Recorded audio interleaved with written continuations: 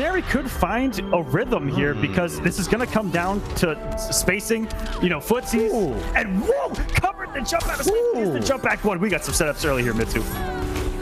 And Joker here playing devil's advocate of being a zoner against Michelangelo, which is not something you normally see Joker go for. He does have good tools. Wow. Oh my goodness. Whiff punish. He's taking him to the chair. Wait, is this gonna kill? Oh, it is. That's it. Goodness. That big hit. Ooh, the cancel. Okay, that's interesting. That was a beautiful. Waz looking for the final nail in the coffin. Is he gonna get it with a cat dash? Is he gonna get it with a jump in? He was so calm throughout the entirety of the set. I don't think he's going to risk it all. Well, not all, but you know. Oh, and he's not going back to the block plus range. Yep, get the jump because he knows Nivek's going to respect the plus range of that 3 hit. Still a bit of whip punish with the laser. Oh, instant dash just to go over the anti-air attempt. Oh, what? Oh, whip punish! The grab from that range! I don't know. That must have just been a hard read. I am very worried about Alagil. I think Alagil was just so close. What? What was? What wake up? I've never seen a neutral jump. Anti-neutral jump cat. Have you ever seen a command grab knock someone out of a neutral jump and put them down? Bringing that trait back, but avoiding chip damage from one human, that's gonna be so tough. Now, if K-Top actually wins this... Oh, damn. Oh, wait. Okay, can we see it? Can we see it, Mustard? Wait. Okay. I'm cool. He's got clash. He's got clash. Unclash. Okay, wait. Cross up. He avoids it. Wants the grab. Oh, the boost block. Oh, no. An amazing pull up from Yamini towards the range. So even though Yamini has spent like 90% of this game, like, you know, playing that keep away game, it was still it was close until that connected. This is dangerous. He does still have Yamini there. Oh, from downtown. Literally the longest forward 3 I've ever seen. Hail Mary, meet the back 3, and another one with second master. What button was that even? I couldn't even tell you. I don't think I've ever seen that brain X string in my life. Oh, even the trade. Sharkteeth isn't allowed to get anything going forward 3 again. And this could be it. Oh, not enough. I mean, that's got to be it though, right? Stand in it. Get his little... Just take the life. Yes. Take the life back. Stand in it. Do another one. Nourishment. No, it's not meant to be. All right, one more guess. Guess for game. Guess for game. Oh, no, he's got the hit advantage. Push block. Very good. Oh, really on the again, plus frames. Disrespect the plus frames, and that is going to be it. Foxy really impatient right now. A couple of forward dashes. This is such a weird end. Plus frames again. Oh, respect him this time. Really stands the down one. Foxy, what are you doing? What are you doing? He tried to go for the untouchable, but like that was never going to work. You should have saved the pass, surely.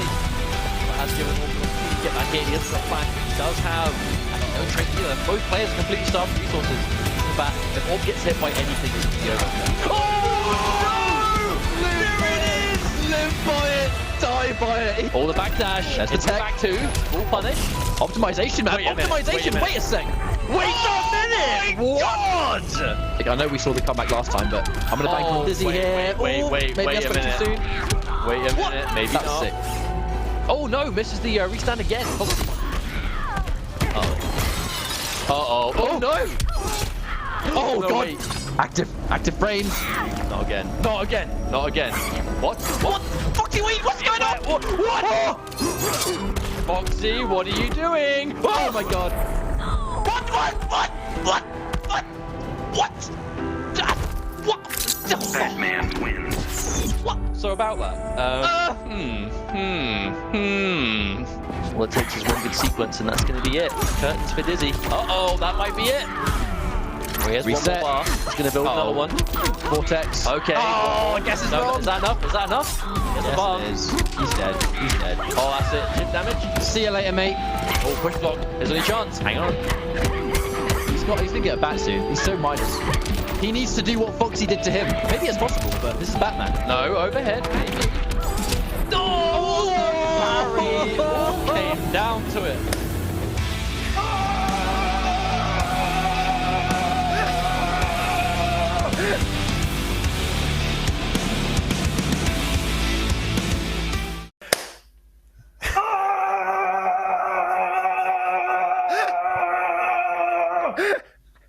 Oh, the sound alone on that. Oh, the sound. Was that meter burn? I might have. I actually might have come off a little bit of bar there.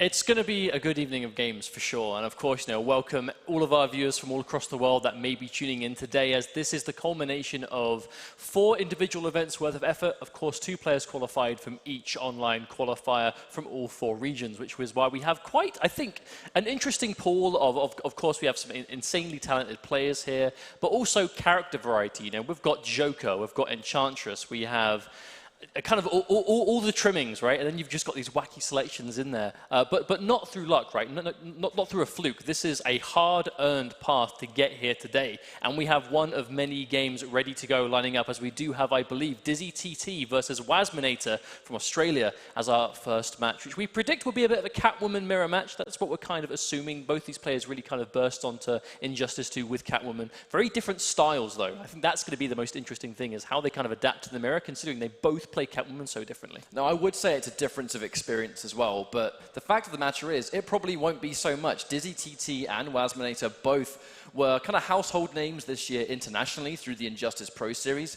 but it's like we said, they've been using the same character and getting that IPS experience against a variety of different matchups prominently across the pond over in the States. So we're expecting a good match. I do believe we have a little bit of a video to show you guys to go into the heart of what makes these players tick.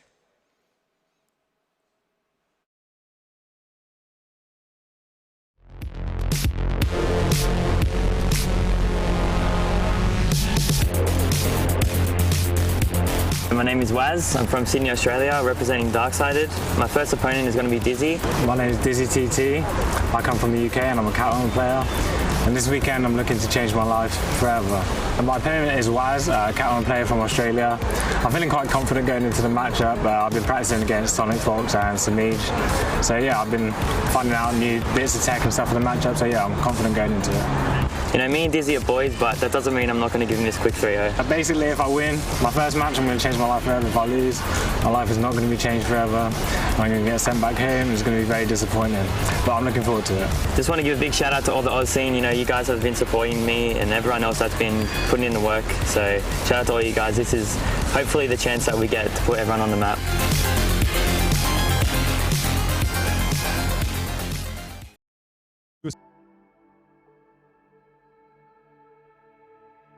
The face of the Australian FGC.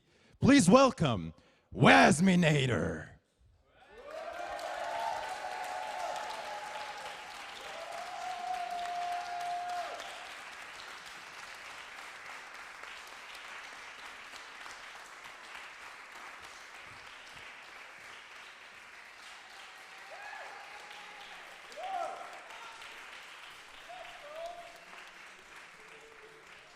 And his opponent, the youngest player out of this top 8. Please welcome, from the UK, it's gonna be Dizzy TT.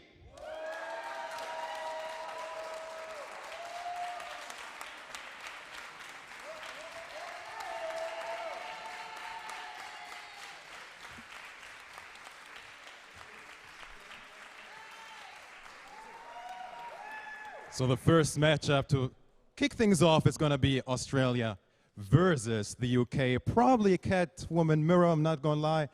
Very unlikely, but what do you think? Ketchup mustard? What do you think? A done deal that it's going to be a mirror match. I think they've both played this character this much, not only this year, but last year as well, when Injustice had its Pro Series in 2017. I'll be very surprised if they stray away from that today. If we do see a character change, it's more than likely going to be if it's one-sided either way, because we know Dizzy plays multiple characters, Waz plays a couple as well, but it's Catwoman through and through for these guys. Well, it's also what they both mentioned in their little intro videos, right? This is the character they're expecting at least their opponents to use. But that's where I think you really get into the interesting side of preparing for an event like this. The fact that, you know, Australia was, of course, the first region to qualify. Everyone that entered the ICC knew that, of course, Wisemanater and Gil Bags were going to be here. And had like Catwoman. From Waz and, of course, you know, Joker from Gil Bags. So you know that's a matchup you have to be ready for well in advance. That being said, you know, you've already said Dizzy, he plays multiple characters kind of casually here and there because of how much he plays the game, but it is going to be Catwoman. And, of course, button check. You don't want to get this far, being potentially this close to a guaranteed spot in the IPS finals later, and not waste it by not doing a button check. While these guys do their button check, worth mentioning how the qualification worked. 2 players from each region would qualify. It was 1 high seed and 1 second seed. The high seed was the player that won their qualifier, and the player that got second would be the slightly lower seed, which is why Waz, who won Australia, is against Dizzy, who got second in the UK qualifier. We'll be seeing Gil Bags versus Foxy later for that exact same reason, but I think we're going into our first game. Let's go. Game number 1 of the ICC Finals. Catwoman Mirrors, Waz versus Dizzy. Let's get the show on the road, Mustard. And of course, quite fitting. I think there's a perfectly good reason why Catwoman would be there. 2 of them, I'm not really quite sure. But of course, this is all to play for. It's a double elimination bracket, so of course you do have that second chance, but no one wants to get this far and end up not being able to effectively fall down at round 1. You know, that's going to be something that no one is going to want to be dealing with. Now, the Catwoman mirror, it's basically entirely built around footsies. You know, it's all going to be good buttons, good neutral. Unfortunate combo drop, and I think at the start of the game, those combo drops are going to be a little bit inevitable as we go, and as we can see, we have the graphics now, so the mirror's not going to get too confusing. I was trying to figure out who was who, but of course now we do know. Thank you, production. But there's that jump back. That's going to be such a big thing in the footsies of this matchup. Is just that amazing, like, we know that Catwoman has the range. He does have some great mids at her disposal, but that jump 2, that jump back, jump 2 is something we know they're going to have to be looking for. Now, that was really clean round number 1. Waz knows there's no real reason to overextend. That's the common thing about a mirror match, isn't it? If you've got the same tools, you've got the same buttons, if you have the lead, it's very easy to kind of sort of play just outside that range. Catwoman has fantastic whiff punishing as well. It's a bit of an uphill battle, though, for Dizzy starting things off, as Waz has taken quite a comfortable life lead instantly. So quite a lot of life to work with, especially in this kind of mirror, right, where Catwoman definitely doesn't have to worry about damage, and there's a meterless back 3 to anti-air. Good knowledge from Waz. I think those kind of anti-airs are super confident. You know, you can very easily jumped in, even though she can low profile, you'd normally armor that back 3. I don't know if that was actually what he wanted, but it's going to work out anyway. And as you can see, Waz has a fantastic lead in this first game. Eyeing up some of that meter for Dizzy, but to be honest, he's already used his Clash, right? He's not really spent much of those resources, so... But that's just Catwoman all over, right? She always does a lot of barbs, because the only thing she really spends it on typically is the meter burn, cat dash, you know, meter burn back 3. And to be honest, she's not really doing that regularly enough that she's going to be starved for the meter. She's a very, very meter-friendly character. One attempt on the anti-air from Waz, but he's going to be paying dearly with a corner combo that gets dropped by Dizzy. So Waz, of course, still has this life bar to work with. And a meterless back 3 again, another anti-air. Waz, that's the second time we've seen that.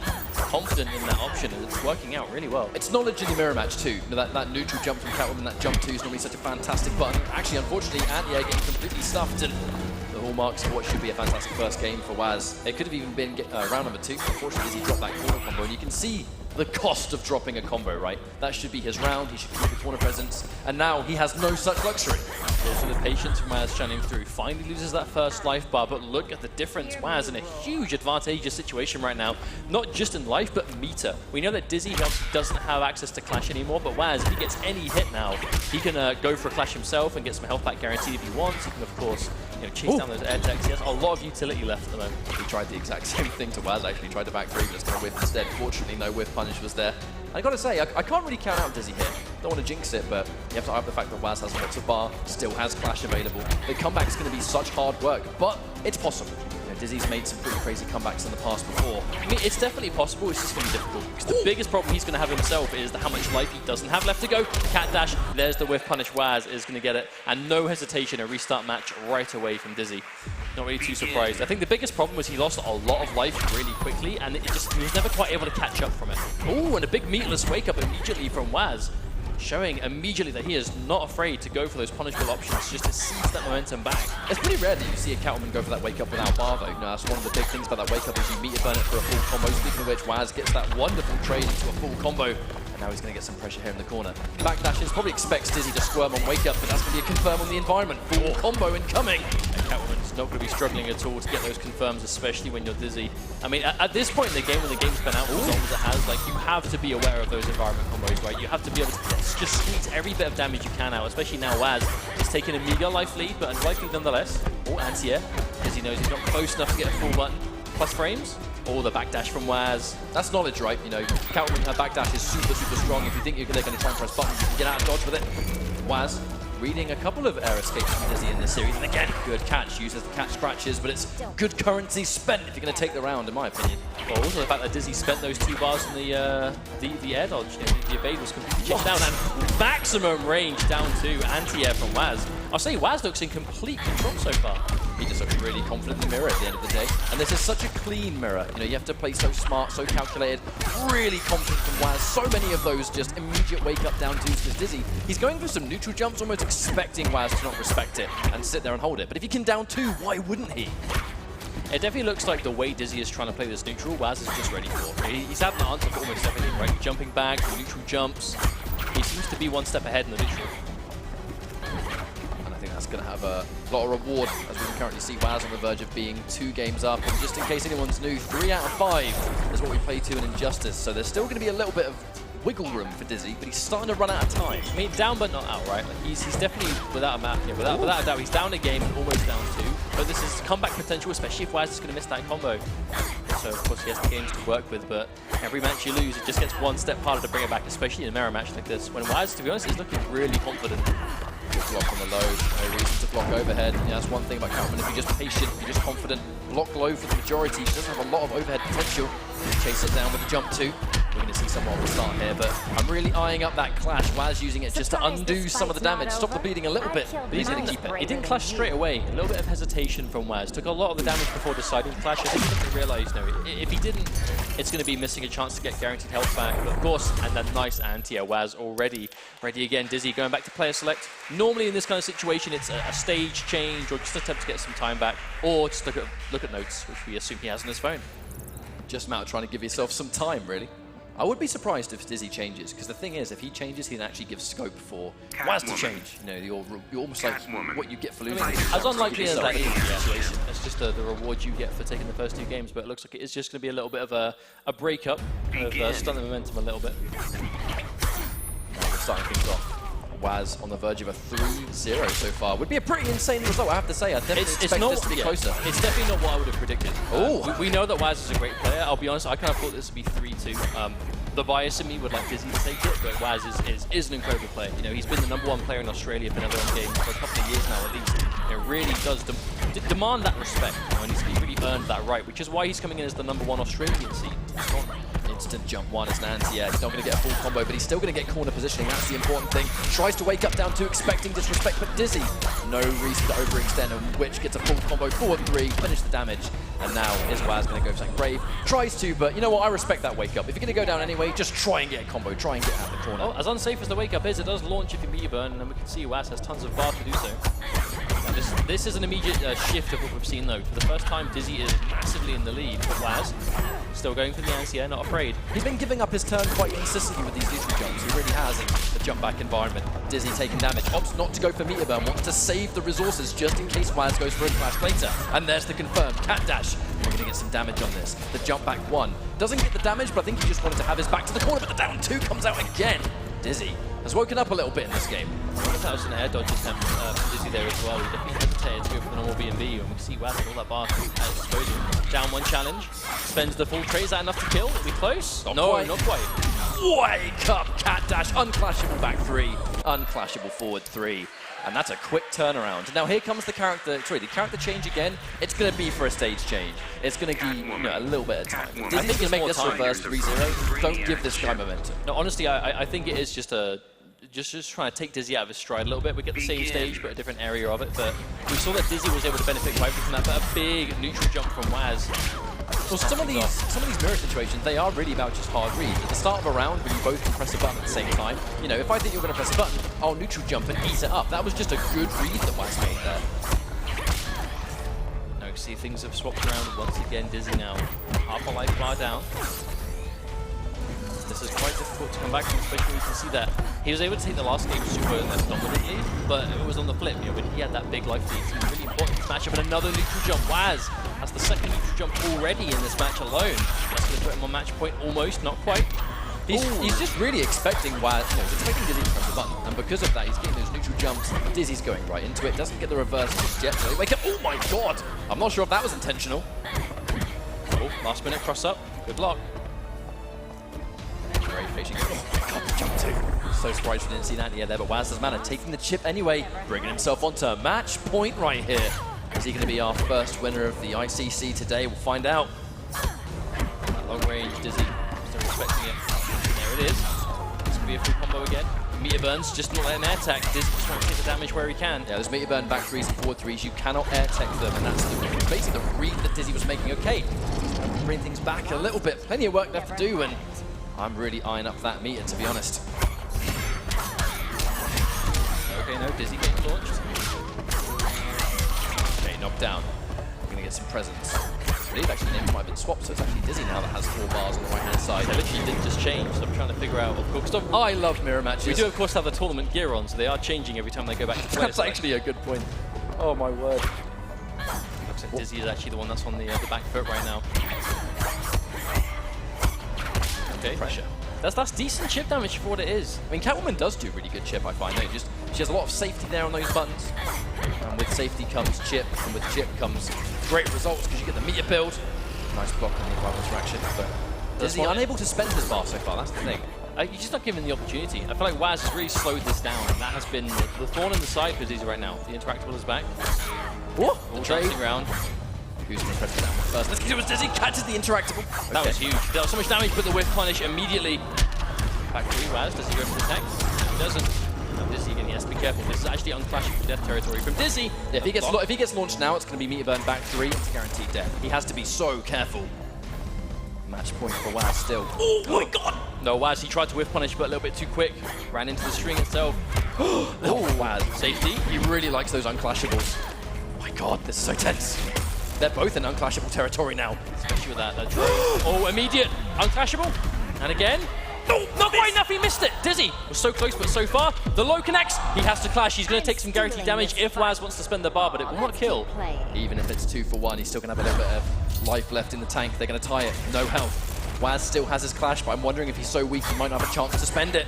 No push chip. block. No, it doesn't finish. Oh, the down one challenge. The neutral jump, the ultimate read from Waz, and the bar that he saved is going to be enough to just get the damage needed. And that is why you have to clash perfectly. As Waz is going to be with that well-justified pop-off after a super tense match. And that's the kind of game that we are going to be expecting through the rest of the day, right? Everyone that's qualified here is a killer in their respective region. So it is going to be close games. It is going to be down to the wire. And that's what we want to see.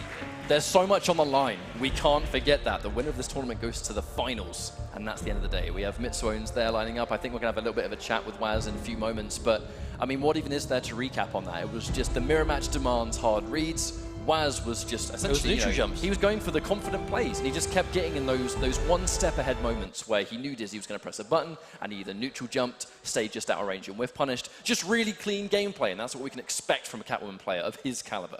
Indeed, but that does mean that the first match for now is done, but it's not over just yet, as we do have Mitsuones, our host for the day, on stage, ready for a winner's interview. So take it away. All right, so I'm here with the champ, the Australian champ. Wisemanater, first of all, congrats on the win.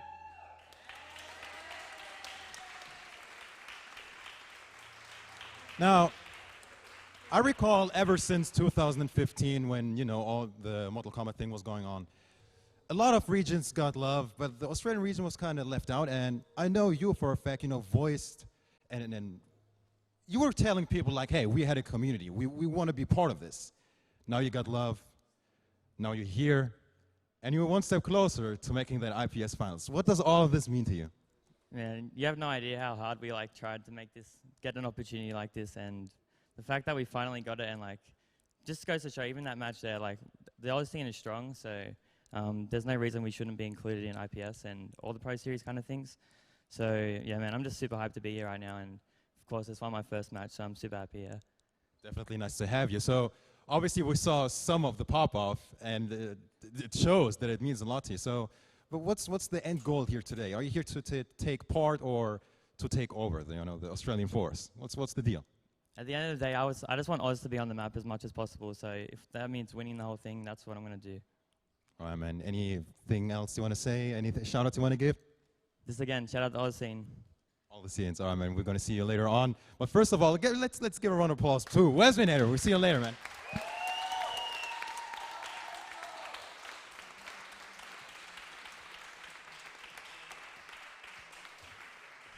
All right, but I think we'll have another matchup. I'm not even sure who it's going to be. Ketchup Mustard? Talk to me.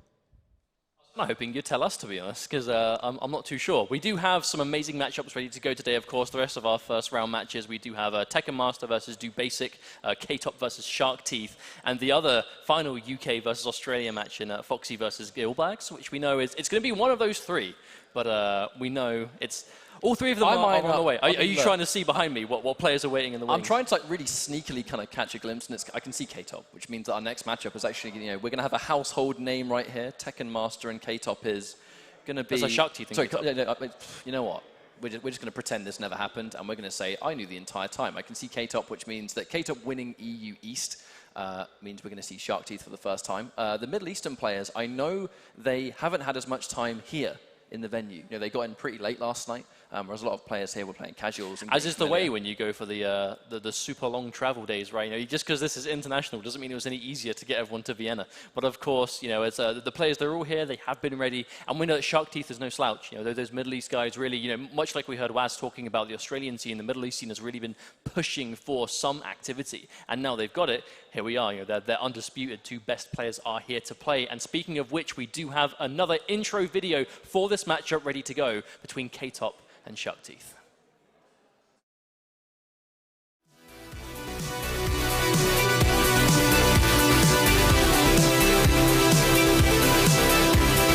I'm K-Top and I'm one of the best Greek fighting game players.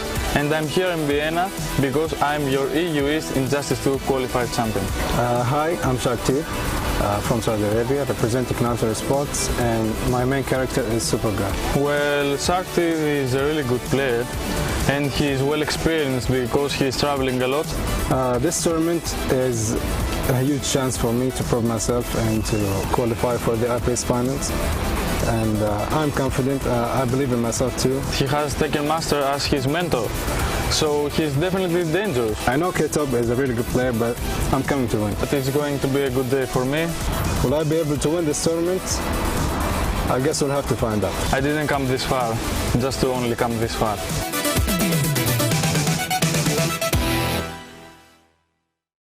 Introducing first, from Greece, it's the Greek champ. Please help me in welcoming K-Top.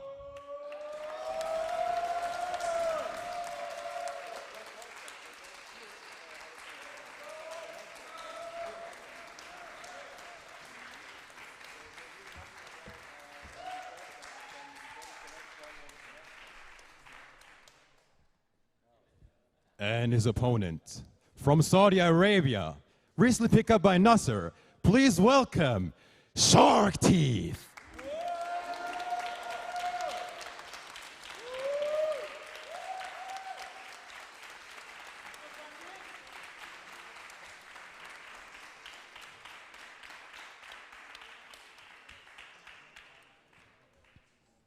All right, Sharkteeth being the Supergirl specialist, more or less, off the scene. K-Top, not really a loyalist when it comes to characters, but he goes with what works best. But Take it away, gentlemen. Catch a mustard.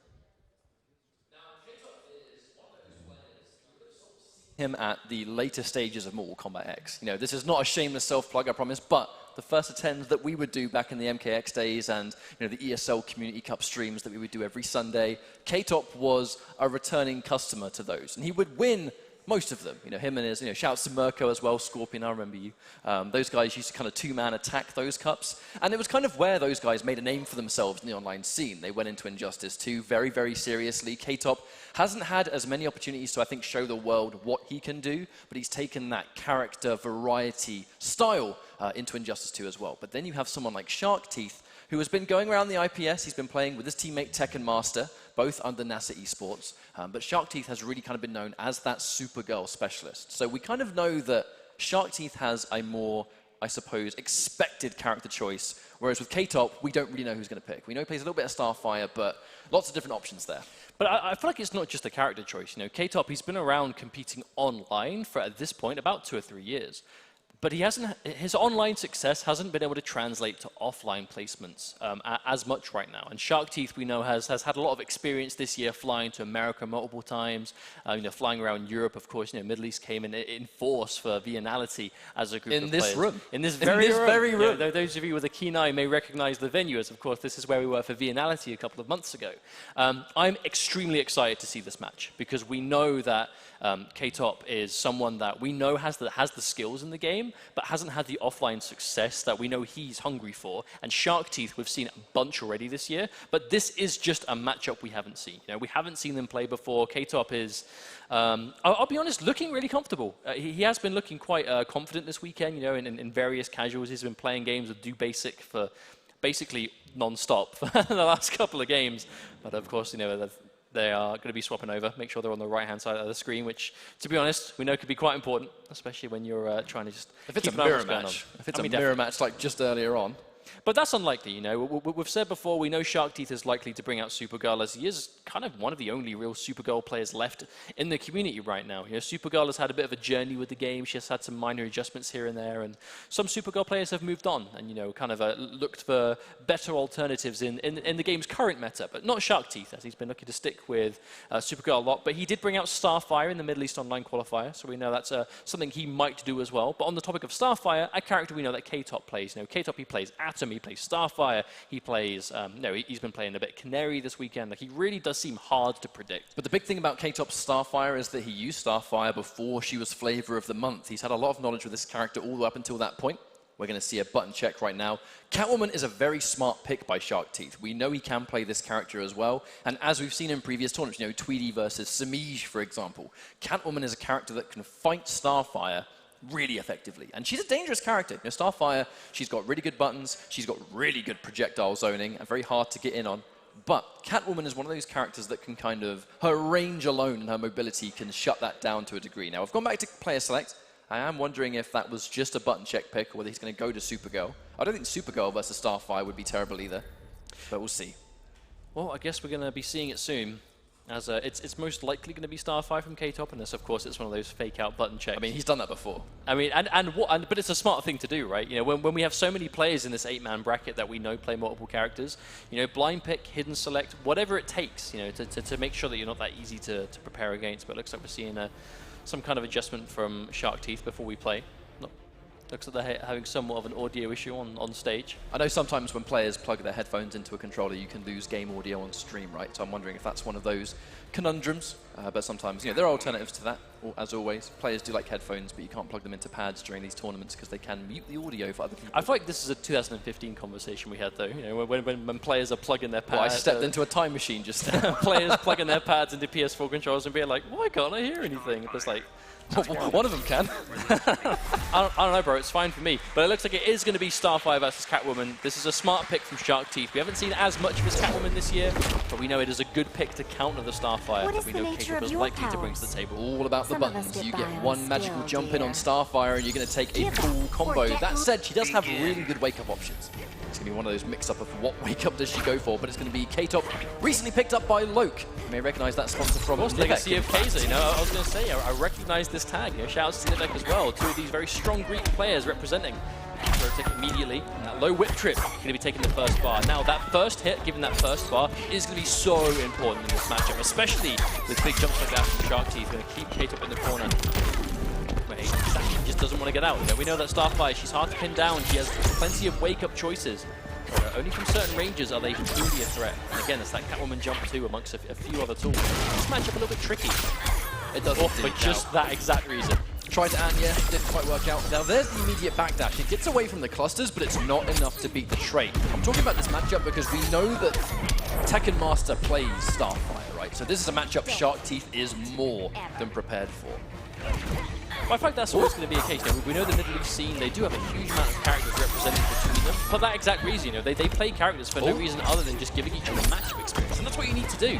K-Top looking to fight back. Oh, catches max range string. Ready for it the second time. 2 bars spent. We're taking the life bar, sending the Sharkteeth to full screen. And that trait will recharge before they can play again. A really good sequence. That string off the standing 2 that goes into the low, K-Top really likes that string. And there's the grab. Hit by the grab, you block high, expecting the overhead on the end of that forward 2, and you're going to eat a grab, as I just said right there. Back to back 2 times. Ooh. Anya down back 3, yes please. Full screen Anya. And this is where Starfire wants to be. Sharkteeth, plenty of bar, not getting an opportunity to spend it, and just like that, stolen the round away. But now we're going to get interactable. No clash from K-Top. He's opting to save it. He's got to be careful, because if he gets full comboed here and knocked down, if he's opened up now, unclashable. Wake up, down back 3. Sharkteeth has to be careful, and that chip damage is going to add up. We know K-Top. Trait bar is low. This is the jumping heavy. Backdash again. K-Top. My word. He's waiting for that trait. He has some of it. Oh, the grab, the max range. Cross up. In. I'm actually very nervous that he went in there. That was his real estate. Oh no! Unclashable again. Oh my god, that hurt so good. He's afraid. He does not want to whip too much. Oh! No, Sharkteeth. Sharkteeth betting it all on that cat dash. Of course, no armor. No problem. K-Top is going to be dealing with that now. We know before, it's a Starfire trait. It is so good at regulating a movement. You get tagged by the trait, you're sent to near enough full screen, and it's such a bother if you're trying to just work your way in. Even if you have a life lead like there, Catwoman, as strong as she is, she doesn't have those full screen tools for dealing with chip damage necessarily, right? Like she has mobility, but ultimately when you're that low on health, it's still something you have to deal with. And again, K-Top sticking out the string, max range. There's the whiff punish. Sharkteeth finally finds an answer. Nice little beginning right there. Nice chunk of damage too, but I was worried, man. K-Top had the full screen to work with, and he chose to go in. He's paid the ultimate price doing that before, but this time doesn't work out so much. Wonderful read. But that right there is the problem K-Top's going to have when he's throwing out that string in the neutral. If it is red, there is some hella whiff recovery on it, and just like that, it's going to be a full life bar sequence on the back of one whiffed string. That's exactly why you have to be careful sticking out those buttons, as Sharkteeth makes him pay dearly. Oh, big boy jump in. Galactic jump in right there. And that's kind of like the payout. You can see that the presence that Starfire has from the screen. Catwoman gets one jump too, and you can just see disaster take place. I thought that's just the matchup though. On the back of the last game was taken by K-Top off the back of playing full screen really well, and Sharkteeth getting a bit impatient towards the end. But if you can make those big jump ins, that's the difference you can make. It's just the nature of the matchup. Really going to that string one too many times, I fear. Sharkteeth, he's wise to it. He's punished it a bunch already, yet K-Top is still doing it. That meaty anti-air, active for a million years, and Sharkteeth will take that. Down one trip guard, but no full combo, obviously. This is Starfire. At this point, I think you can just take whatever damage you can get. If you bring it back, there's the grab. He's happy going in. I think Sharkteeth's happy to take that grab with the lead that he's got. There's minimal damage. He's on the armor break. No back 3 for you. And this is going to be a pretty tricky comeback. But he's got full screen. This is where Starfire wants to be. Especially with a full bar of trait. This is what we saw Sharkteeth struggle with last time, the full screen against the trait game. Again, just like that Sharkteeth, he's looking for the perfect range jump in, but will not find it yet. Oh, and there is what Sharkteeth needs. One too many advancing strings from K-Top, and he's going to be punished. More damage coming through. Set up. The wake up is punished clean, and that's going to be a return game. Sharkteeth looking good. Now, K-Top puts himself in these positions where if he's won the first game, he has kind of got the luxury of the final counter pick if he wants to change characters. Now, K-Top changes characters regularly in tournament. Now, he's gone into Batman. This is a more favorable matchup, though. This is a good matchup for Batman. But we have to remember, this Catwoman pick from Sharkteeth was a counter pick to K-Top. The fact that K-Top won that first game means that he's now changing on winning a game, you know? Like, he ended up losing, sure, but he took the first game. That has put K-Top in a great situation with the counter pick war, considering we know that's what it is from Sharkteeth. You know, Catwoman, she deals with Starfire, she could deal with the Atom that we know that K-Top has access to. So the Batman pick from K-Top, somewhat unexpected, but a good idea, on paper at least. He has been using Batman in casuals. You know, this is actually definitely a character he knows how to play. We're going to get full, 4-3, hurts so good. And now, we're going to get a Beverly standing 1. That's the original. Vortex adjusted. Standing 1 into bat release gives him the new Vortex possibilities. Jump 2. Good Ray. It's just a regulator combo, man. Absolute regulator of a button, just covering so much of the screen. There it is again. That's 2 for 2 attempts from Sharkteeth to do something in between the gap. Easy anti-air. Batman jump 2 isn't what it used to be. Oh, and again the read. Sharkteeth 1 step ahead, and he manages to seize the life lead back. Corner pressure at disposal. Catwoman building the bar, spending the trait. Push block from K-Top. Protect, but the bat disappears. Good trade for Sharkteeth. That's the problem. The authorities are getting rid of pressing buttons off the mechanical bat. They're not really plus on block, but if there's a forward 3 coming your way within frames, you probably should sit there and take it. I like how K-Top opted not to go for the restand there as well, because he didn't have a bat, so he wouldn't have the same kind of deadly vortex that we have seen Batman players be able to use nowadays. Push block just to remove the trait. So important when Sharkteeth is so close to losing the round. Interactable! Giving the mobility. These are 2 gadget characters. They're going to be bouncing off the environment, not throwing it. And they don't disappear either. Like they are going to be an object to deal with for the entirety of this game. All tries to confirm, doesn't commit, and there it is. It's getting tagged by the back 2 for Batman. Even things out now. It's really hard to call this one. I feel like Sharkteeth's playing around the interactables better, but K-Top, it's that Batman effect. Batman, one of the most efficient tournament characters in the game. Oh, full screen. And there it is. Going to get hurt. Good for K-Top, he's managed to get out of the corner at least here. That was one of those good clashes that you can use it nice and early. The meter's pretty much even. It's just a traditional combo breaker. Makes you wonder if K-Top's just going to try and get away from those orbs, as they really haven't been playing to his strengths in this game so far. Tries to get the instant jump in, but Sharkteeth managing to catch him out. R spent here, extending the damage. Get much life lead as he can. Kind of like he didn't even want to try and finish that combo. Like, that's such a weird angle. He's going to let it rock, and the jump 1 so active. He is just winning these air-to-airs every single time. The anti-air down 2 is good as well. K-Top putting himself a little bit too out in the open, I think. And the respect from Sharkteeth. Push block again. Every time K-Top goes for the bat summon, Sharkteeth is just spending bar to push block. And K-Top drops the down 2. That's really unfortunate because that down 2 was going to be Vortex. And he jumps again. Unfortunately, those jumps are just not being his friend in this series. And now he's 1 game down from being out and being sent to loser's bracket. But not at all surprising to see him go back to character select, because even if he decides to stick with Batman here, because I don't think his Batman was bad. I think the biggest thing that hurt him there was just the interactables. I felt like Sharkteeth was playing around the interactables so much better, and it looked like K-Top was really struggling to deal with them. You know, just down to the mobility, the invincibility. It looked like Sharkteeth was ready for, well, every opportunity to kind of squirm his way out, you know, with them. And that's what they're there for, as gadget characters. You know, you don't have the offensive ability with them. You don't have the ability to throw things, get unblockable damage with the power characters. You get mad utility. You get movement. You get, you know, obviously corner escapes. You get so much out of it. And, oh, did they re-random the stage and get it again? That is really unfortunate. They did indeed, and he's going into Atom, and I want to say this pick is very risky purely because, again, Tekken Master plays Atom regularly. This is going to be a matchup that's not going to catch Sharkteeth off guard, and unfortunately for K-Top, it's just going from bad to worst. He's lost half a life bar already. Give up the trait. No, we cannot. That's always the question. Atom, one of the most obnoxious characters in the game to defend against, and the trait is a big reason why. Sweep, K-Top, not afraid to play the long game with Atom. Just chipping you down with every single possible opportunity. But again, another thing on the stage, you know, we've already seen Sharkteeth, he doesn't struggle to use interactables to jump around, to get around the Atom full screen neutral. You know, Atom is a character that really denies that neutral, and the block and the full punish, just so ready. At the end of the day, when Atom reappears off his trait, he is vulnerable for a set time. If you block correctly and then he reappears, you get a guaranteed punish. This is going to be match point for Sharkteeth, who is looking in really good shape right now. Sharkteeth, getting caught on the way up. Let's go away from K-Top to stand it down. Oh, I like it. Oh my God. Wow. Whip that little man back into reality. Whoa. So many whips. Oh, so careful. Atom can't really whip against Catwoman. She has longer range. And there it is. Catches the full combo. This is corner central, so meterless launch. She's going to use the cat dash. More damage, knockdown and pressure. Sharkteeth, I mean, at this point, this is his round to lose. I mean, yeah, he has all the tools in place. Look, the avoiding Sharkteeth, just nothing. Full punish, God. easy defense from Sharkteeth. look so big to unfortunately, me. K-Top just constantly attempts to crack into Sharkteeth, just aren't working. This is playing so solid right now, K-Top. No clash, managing to take the first life bar, that's what he needs. Not an impossible situation to be in, as the trait is about halfway back now, but it's the meter that worries me. Atom with no bar is nowhere near as scary. That raw down 2, that just says, no, this is my round. Raw trait.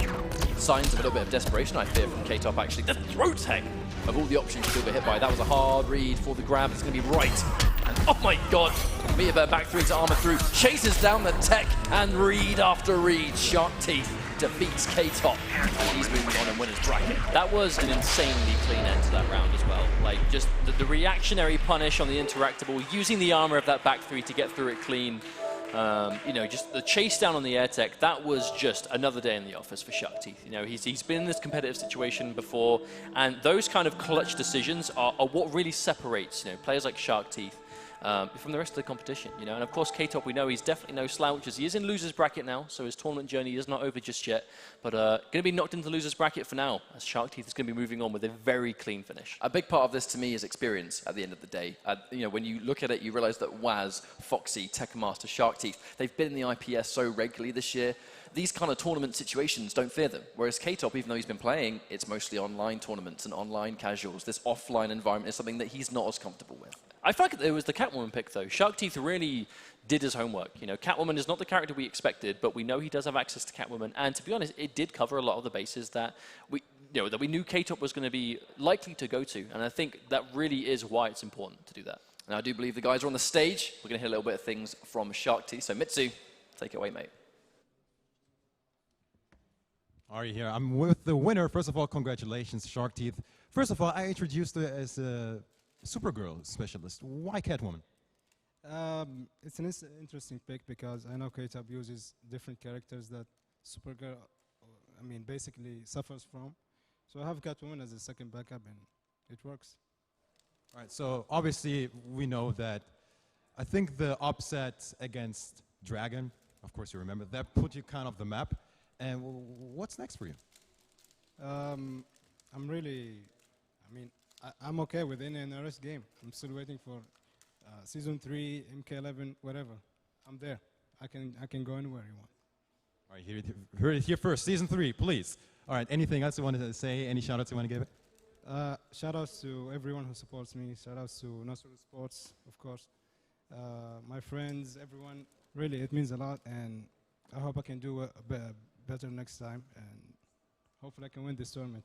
Hey man, you're still in it and still in winners, so we're going to see you later. First of all, give it up for Sharkteeth. We're going to see you later, buddy.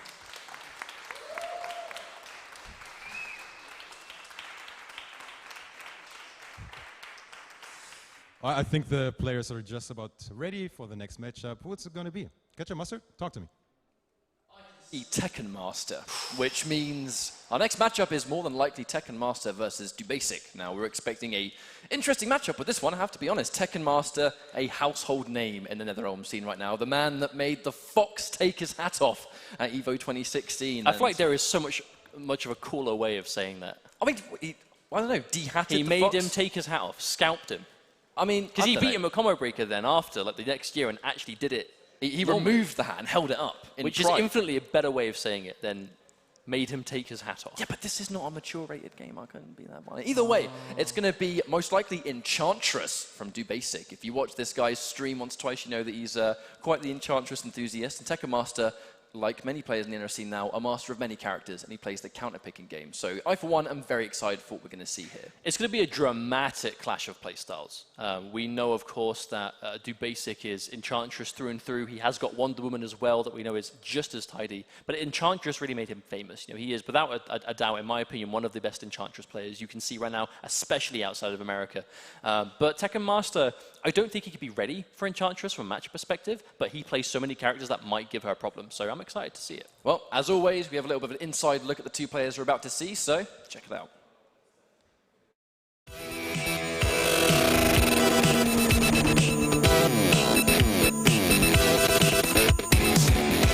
Hello, I'm I'm Do Basic, and I'm introducing a Russian fighting games community here in Vienna. My name is Said Hashim, well known as Tekken Master.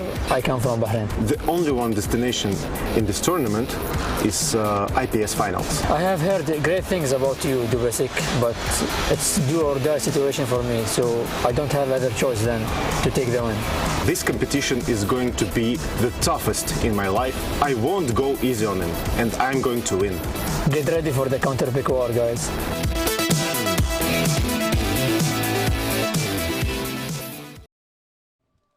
Introducing first, the first seed of the Middle East qualifier, the Prince of Arabia. Please welcome Tekken Master.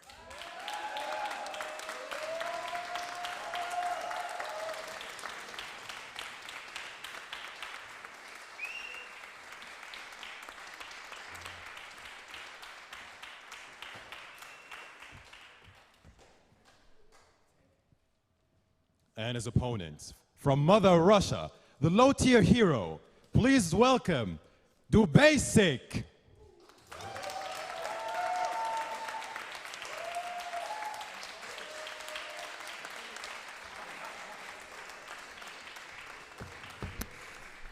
All right. Definitely in a hurry seems to be Do Basic, so probably going to be Enchantress, Tekken Master pretty much playing whatever. But yeah, should be an interesting one. Ketchup, mustard, please.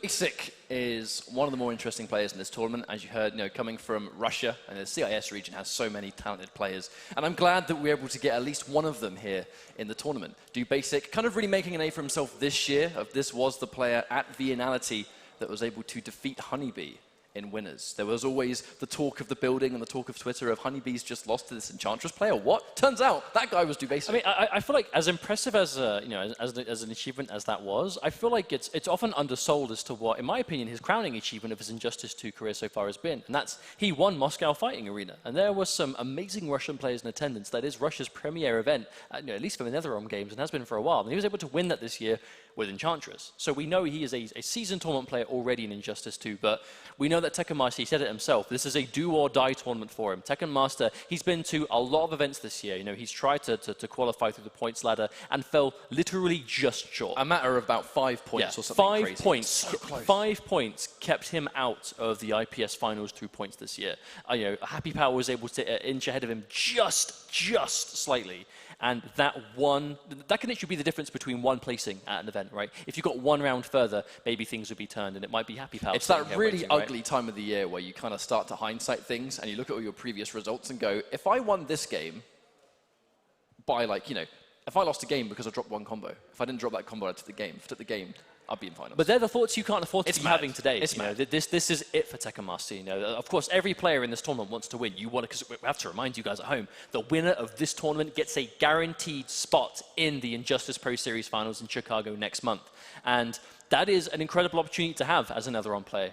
Making the finals in itself is an achievement. So just to be there is super impressive. But if you're there, that's a 16-man tournament. You can stand a good opportunity to win big money and be the best player in the world. You earn that right. And Do Basic might be it. Tekken Master might be it. But matchup-wise, Do Basic's going to be Enchantress. I'd be very surprised if not. But what are we realistically expecting Tekken Master to try? Tekken Master, known for his Atrocitus, but he plays Starfire, he plays Atom, he plays Batman, he plays Green Arrow, he plays the kitchen sink. Basically, name it, and Tekken Master's going to play it in tournaments. So I feel like he said it himself, be ready for the counterpick war. I would go as far to say Do Basic might be more prepared for this matchup. I don't believe that the Middle Eastern scene has an Enchantress player, and especially one of... I feel like you could replace the Middle Eastern scene with almost any scene in the world, and that sentence would still make sense. This is such a niche character to play, and Do Basic, he is so strong with, he is the best Enchantress. But it is going to be Atom versus Enchantress, and he can start things off as the first hit. Go Atom via trait, but the anti-cross-up, that down to the uppercut from Enchantress is going to be a defining feature in this matchup. That cross-up jumping too as well is going to give Do Basic a little bit of a lead. Now, this sort of neutral game, she can reflect the projectile, but she can't reflect the ground pound. It's one of his main keepaway tools. He has a very strong counter-zoning game, and down 3, out of the plus frames, and hello, back 3. We're not going to be in the Rock of Eternity anymore. I mean, that was just a point-blank back 3, and it worked so well. I wonder what that was. And it basically didn't work. Or tries to edgeware, but I'm actually really surprised the trait missed. Atom, he's a little man, and he's irritating to hit, and that forward 3 so good. A unique forward 3 does track almost entirely full screen. Effect again, forcing him into this situation. Now, one thing about this matchup, Enchantress can anti-air, and that's what the float was for. Tekken Master, he's mindful of DoBasic's execution on that down 2 anti-air. Speaking of which, though, give him a taste of his own medicine as the trait comes out again. Basic, the defense on point. Oh, he walks back to the throw, didn't reach. That's going to be a full punish. DoBasic, not only was that a block on the trait, he walked back to make the Atom throw, not even be far enough to hit, to reach. That was pure defense from DoBasic and matchup knowledge. Oh, that forward 3, unfortunately, went for the wrong range. The close one probably would have had the push block just to get rid of that chip. Tries to go for the teleport to get out of there. Big read from Tekken Master, because right now we see a Soul Steal knockdown presence. Jump 3 just to get a bit harder. The parry comes through. Don't press buttons right there. That's a really good life lead for DoBasic to have, though. Tekken Master able to chip away that first life bar, but this is a great situation for DoBasic to be in. Oh, trait is out. Here's the mix-up. Oh, the throw tech! But it does, the thing about that, if you have your throw tech when you're an Atom player, it does at least get you safely out of the trait. So not a terrible turnaround for Tekken Master. He's really showing that his general approach here, like sometimes it works and sometimes it doesn't. He's been saving a lot of meter. And as your blocking trait, blocking attacks does give you super meter, so he's been pretty high on the resource department. Oh my god! The spirit, my son, above says no to that jump hit. Was a block, but no trait. It's back now though, and it will be used immediately. Tekken Master wasting no time. That's gonna be a safe way again this time. Meter burn, but goes over. No throw tech from DoBasic. Tekken Master managing to claw this one back. Really looking at the super meter. A lot, but there's the freeze! Full combo. Oh, we're gonna see an air tag. There it is, chase down. Does get out. No full combo. Let's let him escape a little bit of damage. And the wake up! Wonder what Tekken Master attempted there. Oh, sweep. Wake up again. Interactable. Unblockable. This is a dangerous situation for DoBasic. One more unblockable, that's it. Oh, and that teleport. I wonder if DoBasic was waiting for a ground pound there, but it did come down to the final hit. I'd love to see all the games go down to that close, because I feel like DoBasic, he looked so good in the matchup, but Tekken Master just refused. He refused to let DoBasic get the momentum, right? DoBasic was constantly, having amazing defense, blocking everything, taking throws, but at no point did Tekken Master look like he wasn't at least being able to contend with the neutral. That's the issue with this character, right? Atom is such a slippery eel of a character, very hard to lock him down, and Enchantress has a very strong grounded game if you are a character that is forced to play on the ground. Atom, he pretty much takes neutral and flushes it down the toilet. And that's what this character does, which makes him such a good pick against Enchantress, which is why Tekken Master went with this pick to begin with. An attempt to interrupt the trait there instead of just blocking it, but that's going to be a full combo. DoBasic must have tried to go for a background bounce, but was just out of range of it. Oh, the anti-air. Good pickup. Very unfortunate. And there's the aura. Oh, you're going to take damage getting in one way or another. That's just going to cover multiple bases. Tekken Master in better shape than he was previously. He took the first game, so concerning times for DoBasic. Oh, that trade's going to hit. He gets Tekken Master safely out, but DoBasic tries to press buttons anyway. Oh, there's the anti-air. Oh, tries to go for some optimals, but again, wasn't able to. DoBasic missing a lot of damage on the table. A couple of instances where he's really miscalculating the range he has for those interactables. That's one of those problems. If you miss an interactable combo, you're punished with no damage. And against Atom, every hit counts. Big boy neutral jump. Master one step ahead again. There's I actually think he's probably down two back to back. He was standing in the mist the whole time though. DoBasic almost traded the damage on that one. Good thing he healed then. Oh no, 4-3's not going to work. Recapture, meter burn, full combo. A little bit too far away from the interactable, but at this point he's done so much damage, it does not matter. Oh, get off me. But again, it's this Tekken Master. He's playing the matchup as obnoxiously as he can. He doesn't want to give DoBasic the chance to look like, here you go, you can finally get some OP, right? The wake-ups, just the constant reads. Tekken Master is playing this really well. He has to spend the bar, get that health back, there's no choice. Wake up, buttons into trait. Oh, and that was it. Yeah. You're on borrowed time when you're that weak against a traited Atom, and what a pick so far. This is why this character matchup is a matchup Tekken Master selected. He will never pick himself into a match unless he feels like it's in his favor, right? And that's a strategy that has worked wonders throughout pretty much his entire NetherRealm career.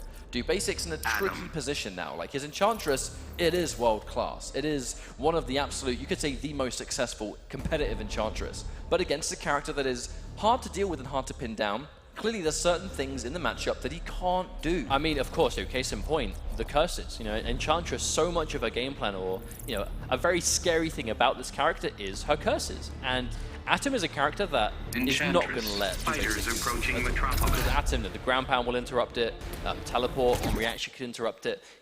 He doesn't really have the option to set it up, and it can traditionally be a bit of a matchup changer, but not this time. Tekken Master, again, that instant jumping into trade. Tekken Master with the knowledge again.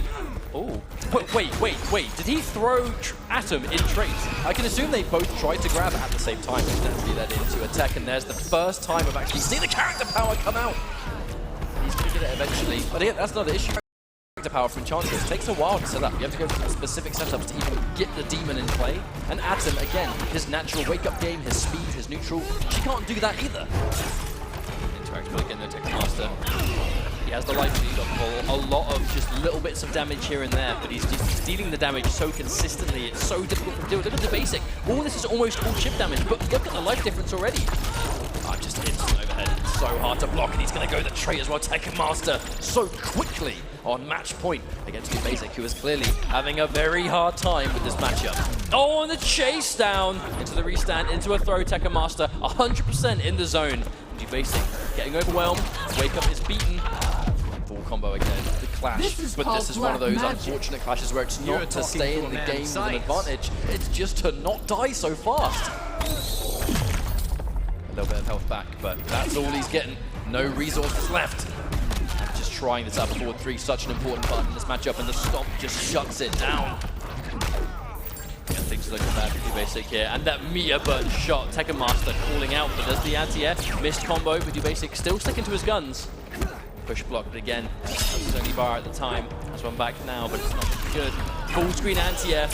Spend the bar to regenerate, yes he will. At this point, he's going to have to spend all of his meter on that heal. It's the only way he's going to stay long enough in the fight, really. But unfortunately, another air-to-air, going straight into trade for the tricky stuff.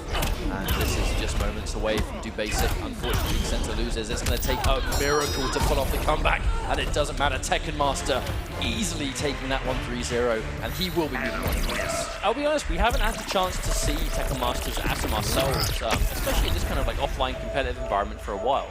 And I'm very impressed. I think his Atom looks the cleanest we've seen it so far. Looks like he's really done his homework and improved this character. You know, I think there's always the fear when you watch a player like Tekken Master that plays the amount of characters he does, that, you know, is he going to have characters that are at least of the high enough level to be able to, you know, really consistently compete with specialists, which I think is something Tekken Master has struggled with this year, but hasn't looked like it to date. You know, he looks like he really has focused and narrowed down on these characters, and his Atom looking super good. The players in this cup, you can tell it's a lifeline. It is their last chance to make it into the IPS finals. You know, we've had all of the qualification events, the points have been distributed, we know who's making it through there, and all we have left now is this league, Liga Latina, and Last Chance. There's really not much else on the table. Now, speaking of Last Chance, Tekken Master up on the stage with the boy Mitsuones.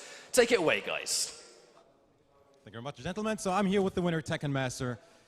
Tekken Master, you qualified for this event pretty easily, I would say. I mean, you even, I don't know why, but stunned with the Bane pick. I don't know what was that all about. Maybe some homage to the homie Biohazard. But last season, you came in swinging. You know, the first IPS event, Combo Breaker back then, second place, and it immediately solidifying your spot.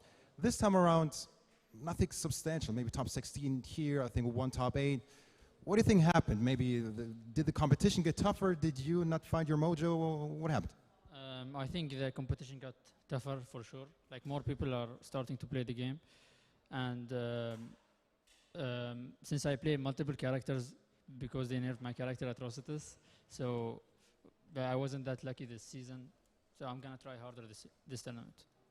It still definitely have a chance. So you are in here as the player with the highest points. I mean, you literally didn't qualify by 5 points. That was a travesty, if you will. But what's the plan today? Like, how high do you see your chances? Like, how deep will you be going tonight?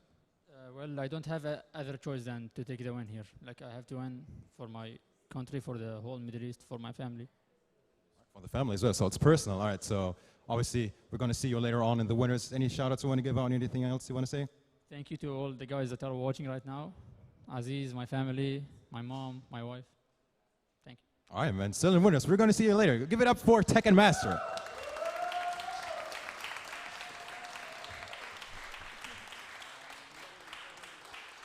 All right, boys and girls, our last pairing well, the last two players we have yet to introduce, and this is going to be juicy. I know that for a fact. Catch up, wrestle, please.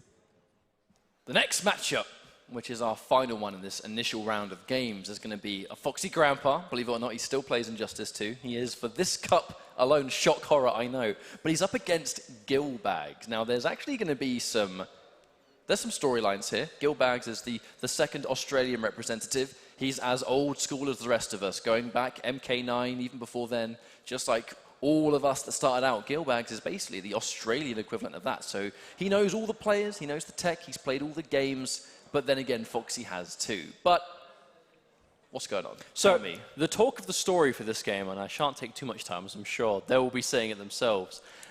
We know that Foxy has in the past said that the Australian NetherRealm scene is free. You know, there's no way of mincing words. That's what he said. And the Australian players aren't too happy about that. No, they're not. And we have a video about the players before we get into this final round one game to go into a little bit more detail as to what that might be.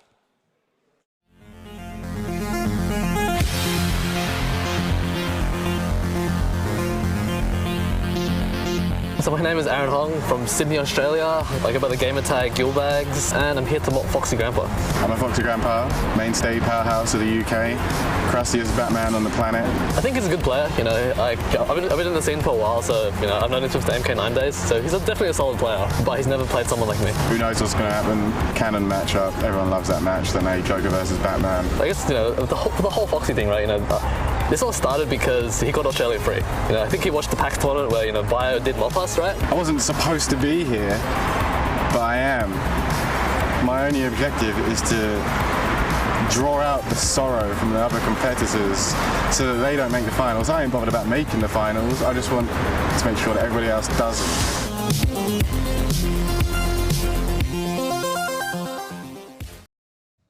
Introducing first, fighting out of the UK. His name is Denim. If you switch a letter, it becomes Demon. He is the villain. Please welcome a Foxy Grandpa.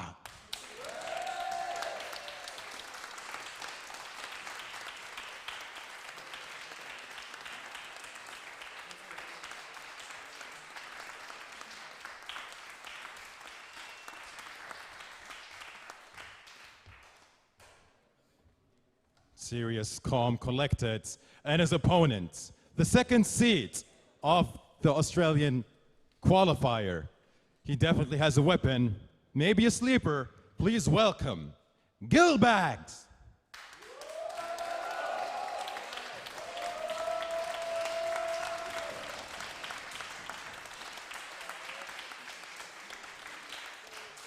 World Finals, yeah, second place. That's the big one. He was second place at the World Finals last year, right? And it was a good showing for him to get up to that point. You know, he won the last chance qualifier after qualifying for the actual IPS finals, made it to E-League, won his way, you know, walked through the competition to qualify, and was able to get second place in the world that year on the back of it. Now, Gil Bags, we know, Joker specialist. He played Joker in Injustice 1, he plays him in Injustice 2, and he's got all the tech. You know, if it's a Joker setup, if it's a Joker, you know, optimized B&B, if it's matchup knowledge, this guy lives and breathes it. I think that's a great combination because let's not, you know, beat around the bush. Foxy is the villain of this show. He's definitely the bad guy in this tournament. Foxy is here to try and stop everyone else from placing. That is his existence. He did the same thing for his EU West. He's doing the same thing today because he has played Injustice 2, I would definitely say, the least of all of our players this year. He played it at the beginning of IPS because he plays multiple different fighting games at this stage this year. He announced his retirement. Until the Intercontinental Championship was announced. And then he started to grind for a few weeks to try and get back into shape. He did reach second place last year in the World Championship with Batman, so it's a big, you know, matter of shaking off the rust. But if you're going to beat Foxy in tournament, the best chance you have is the very first time you play him. He doesn't know how to fight Joker. Gil Bags has a wonderfully talented Joker, and they've never played before. I gotta say, I would not call it a massive upset if Gil Bags beats Foxy, because I think he's ready for the matchup. I think by definition it would count as an upset though, but you know Gil Bags wants this. They said it themselves. Foxy has called the Australian NetherRealm scene free in the past. Foxy's a hater. He's a hater. He's just a filthy hater. What do you do to the haters? Silence the haters. Yeah, I have silenced the haters. Especially if in this perfect opportunity, right? Gil Bags, Australia against Foxy Grandpa, UK. This is the prime opportunity to basically shut him up. send into losers bracket round 1 and say, be gone. This is what happens to you when you doubt my Joker. That said, I think they've gone in for their button checks. We're going into our final game of this series. And there's going to be Cannon. Immediate walk-up grab. A hard read. And again, Foxy knows a thing or two about that. Now, this matchup, it's interesting. Joker actually does have some pretty decent tools for handling this matchup. That said, the immediate opening up, the 50-50 between overhead or slide on the back two. How many down ones will a man do in 3 seconds? Well, we know that Foxy was able to take the first bar. He did spend all this trait already, but he is going to get an easy combo in the corner, but another drop. Foxy, execution. Not looking too clean right now. I've got to say, one of Foxy's issues, and it's part of all. Now, you know, it's almost funny I should mention that. His execution with Batman in tournament recently has been very, very questionable. And unfortunately with Batman, if you drop combos, you're missing out on the setup. And his Batman is Vortex or die. He plays entirely for the left-right mix-up. 4-3. And now we should get full combo. Here comes the Vortex. He's got a bat. Standing one. Nope. Hard to block. Oh, the neutral crouch from Gil Bags, making the jumping completely miss. Yeah, Foxy missed time back into trait, I think. That's what happened there. But of course, with that Joker. Oh, listen to some sound effects. No, we're not. Bang! There it is. That was perfect. Creamy deluxe. Down 2 for Joker. Lots of range. Can be cancelled into teeth as well. So that's sort of like a dangerous positioning tool. And Foxy just being very, very patient. But that's Batman's special. You know, if he has a bat, it kind of shuts down that neutral. You can release the bat at any moment. And speaking of which, Gil Bags just gets opened up. Chases down the air tech. All Gil Bags does there is take damage and lose meter. That's arguably one of the better times to go for an air tech when you can see the Batman player doesn't have bar. You know, you're not just going to get hit by meter burn up rang and get relaunched for your troubles. But we know that revolver shot from Joker, to be honest, a deceivingly good projectile for what it is. You know, it does decent damage, it hits instantly, there's no projectile. I think Foxy gets a lot of knowledge from Gil Bags here. Foxy knows that Gil Bags is old school, and he's very respectful. So when he goes for those things like slides on block, he knows the chance to release bat is so high, he's just not going to do it. He knows he's going to sit there and respect it, so just keep the bat. But you can see him playing patient. Foxy, one of these, easily one of the slower players in the scene in terms of just how he will slow a match down. You know, he's waiting for some resources to come back. Full jump-in combo off the bat, but this is what that patience is rewarded with. Misses a combo, goes for the optimal stuff, but will miss it. Lose a bat for his trouble again.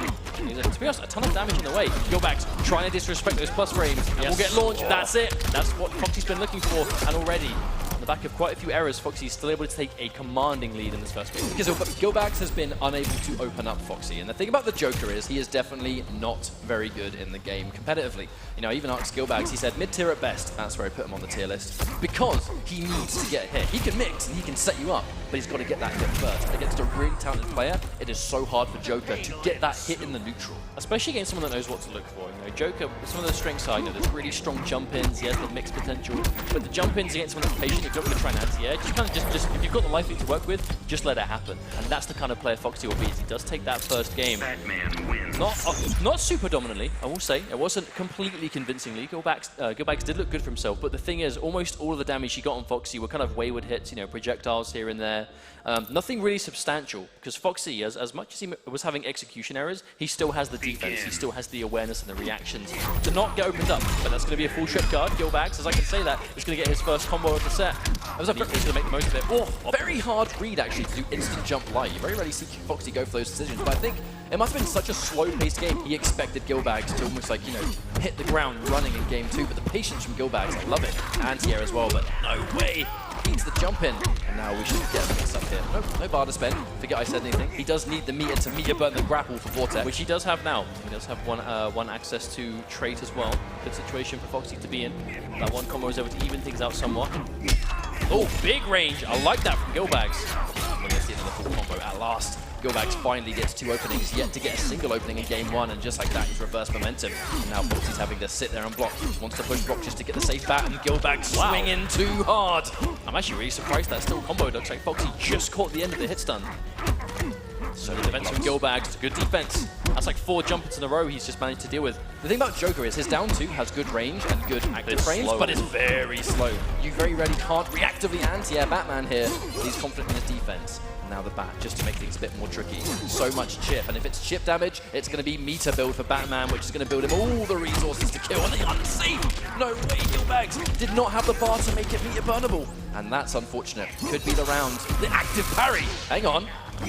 Oh, okay, nice sequence. That was a very Joker way to Oh my god, what was that? Run up parry.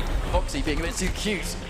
Well, I think that was almost like a momentum killer, right? Like, Gil Bags, he just managed to bag Foxy with a parry. Wonder if Foxy was kind of like a monkey see, monkey do thing, right? He's like, right, you're going to hit me with that. I'll do the same thing back to you.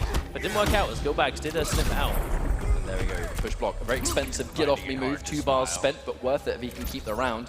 And now he's got the bats again. And that's why Foxy would go into the bat trait and sit there and block, because Gil Bags, he knows they're not super plus on block. He's disrespecting. He's challenging on block. Foxy runs into a gun shot, instant jump 1 just to say no. Full combo coming down, and unfortunately, that's a drop. And another challenge in those plus frames, Gil Bags is sticking to it. He is going to really make Foxy have that good timing. You know, like he's not going to be getting it every time. Wow. Gil Bags is really forcing him to get those frame traps. Trip guard, okay.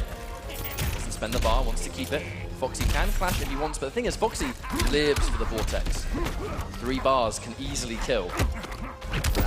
Raw forward 3. Very rarely goes for it, definitely catching Gil Bags off guard. But I wonder what happens here. Foxy, he does have the meter advantage, but he doesn't have the light lead. Is he going to try and deny? No, he's going to let Gil Bags spend everything. He wants to vortex Gil Bags to death. That's his strategy. He can do it. His strategy here is going to be all vortex, and he gets the opening. If Foxy drops this, he's going to lose the situation, but if he doesn't, here we go. He doesn't have a bat, but he does just have the corner. Oh my god, and he's going to get the up grapple because he's in the corner. Full combo. 4-3 comes through again, and there's the reset. He's got a bat. 1 more guess for game, and he guesses the wrong side. Gets the air tech, but hang on, Foxy doesn't answer back. Yeah, didn't punish the landing frames. Oh, Gil Bags, he tried to down 2 after blocking the trait. Maybe he anticipated Foxy to jump in with it, but Foxy is going to stay grounded. You may ask yourself in that second game, across most of that round, why is Foxy not clashing? He's got more bar, he's got the opportunity to get some health back. That's why. If he has 3 bars, he'll vortex you, make you guess for game, and unfortunately for Gil Bags, guessed wrong 3 times in a row. Foxy picking up the teeth, like, what is this? Get this out of my face. He is only 2-0 up though. Gil Bags, he does have his work cut out for him, but they have been 2 not super dominant games. I know that right there is basically what can happen when you have the resources, and suppose you make the risky play to let your opponent get a ton of life back, but go for those, you know, those big plays to just to keep that bar and go for the vortex. But of course, we know that isn't going to work out every time. Gil Bags now down 2 games, although they were close. The result still there's such a standoff when Batman has his trait active. He has to wait, slide, just get rid of it, and he knows that Gil Bags is going to be respectful. He has to fear the bats. Again, you have to disrespect the plus frames. That string with Batman in his +3, I believe, which is... It's not hard to enforce the frame trap. That's the biggest thing in Gil Bags is he's challenging it a lot, which you have to do sometimes, but Foxy really is making him pay. Foxy going to cut the damage very early this time, and the exact same mix-ups, landing on the same side 3 times now. Gil Bags starting to block it correctly. Yeah, Foxy's going for the late jump too, which late is always going to cross up, and he's starting to get a little bit aware. But the thing is, at the end of the day, it is a forward-back mix-up. You may say he's gone for the same one 3 times, but that all 3 times he could have gone the other way. That is a flip-a-coin moment right there. Armored charge. Good signs of Gil Bags. So he really is aware of when that becomes unblockable. Of course, it's normally an overhead, but when he runs a certain distance, unblockable. He's catching it. Oh no! Doesn't chase down enough. Making it safe. We're punishable for days. That headbutt says no, thank you, mate. Foxy Grandpa is on match point against Gil Bags here, who's fighting well. I just feel like he's just unable to open him up so far, which is a classic thing about the Joker in the neutral. He has to work really hard to get that hit. It's when he hits you, he can set up. Well, Foxy, he's maybe not looking as clean in this 3rd game as he has in the set so far, but that's just the nature of this character, right? Joker combos are not super easy. He's one of the fiddlier characters in the game. But when you have the defense of Foxy, when you do get those opportunities to open them up, you have to just seize them with both hands, because they will not happen often. Foxy just needs to be careful in this neutral right now. Just sit full screen, don't overextend. Gil Bags going for as many projectiles as he can, but one bad projectile, that's going to be a bat release into full combo. But that's it. That's the nature of it. You know, a lot of those full screen. That's really nice. A lot of those full screen options from Joker can be punished by bat release. You know, he can't go for those canisters whenever there's a bat there. And Foxy knows it. He's just holding on to it. I mean, exactly stuff like that. Foxy's just stopping him every time, tries to challenge from the jump, and Gil Bags getting an opportunity this time. That was a good trade for Gil Bags, to be honest. He traded the projectile with bat release, and the bat release was gone. The threat of neutral was checked. Oh, and yeah, unfortunately, Foxy did drop the combo. So he's going to stay alive, but that disrespects the frames. This is the last clash he'll potentially have in this whole series. Not in my vocabulary. Maybe. I believe he has the meter advantage. Yes, he does. He's going to take all 3 Gil Bags, not messing around. Does he go in? Establish a safer neutral with those teeth. A little bit of a minefield here with the chattering teeth, and no way! Oh my god, that hitbox is gigantic. He definitely figured Foxy was out of range of them. Maybe Foxy thought so too. Oh, barrel. Barrel Man. Yeah, I really don't doubt Gil Bags sitting there and respecting that one. That was a flying in jump if I've ever seen one. Unfortunately, gets opened up another time, and this might be one combo left. And yeah, release. He has a bar. 3. Oh my god, watch out. Oh, no vortex spent. Keeps the bar. Does not want to reset things. Gil Bags, this is his last lifeline. I can't tell if that's teabagging disrespect or if he's trying to buffer Oh, something. no, that's definitely teabagging. That's definitely. Oh no. Gil Bags, I mean, he's not out though. Spending above for safety. Oh, headbutt. oh my god, you let him live. Foxy, let him live. This is a risky game to play. If he loses this game, cross frames, just unsurvivable position. Gil Bags is going to lose to Foxy 3-0, but he's still in the tournament. This is not a traditional top 8. This is an 8-man tournament. Yeah, of course, that's the important thing. Gil Bags still in the tournament, but of course loses bracket now as the villainous Foxy Grandpa, the hater incarnate, will be moving through in the winner's bracket. Don't you hate to see the hater win? Sometimes. Depends who the hater is. When the hater is a close friend of yours, like in this case, it's hard to hate the hater. Oh, shut up, man. That's not the way to go. But I do agree. I mean, just being honest. But you know what? I've got to say, though, Gil Bags, that definitely looked like somewhat of an interesting matchup. That he clearly had the knowledge of Joker. You know, go watch this guy play online. Go watch the Australian locals. These, you know, they grind regularly. They've been playing in that backroom casuals for, you know, the past 2 days. Clearly has a really talented Joker. I just feel like against the likes of Foxy, who, even if he's out of shape. Hard opponent. Even if Foxy's out of shape, this guy was grand finals of the World Championship. And that's that.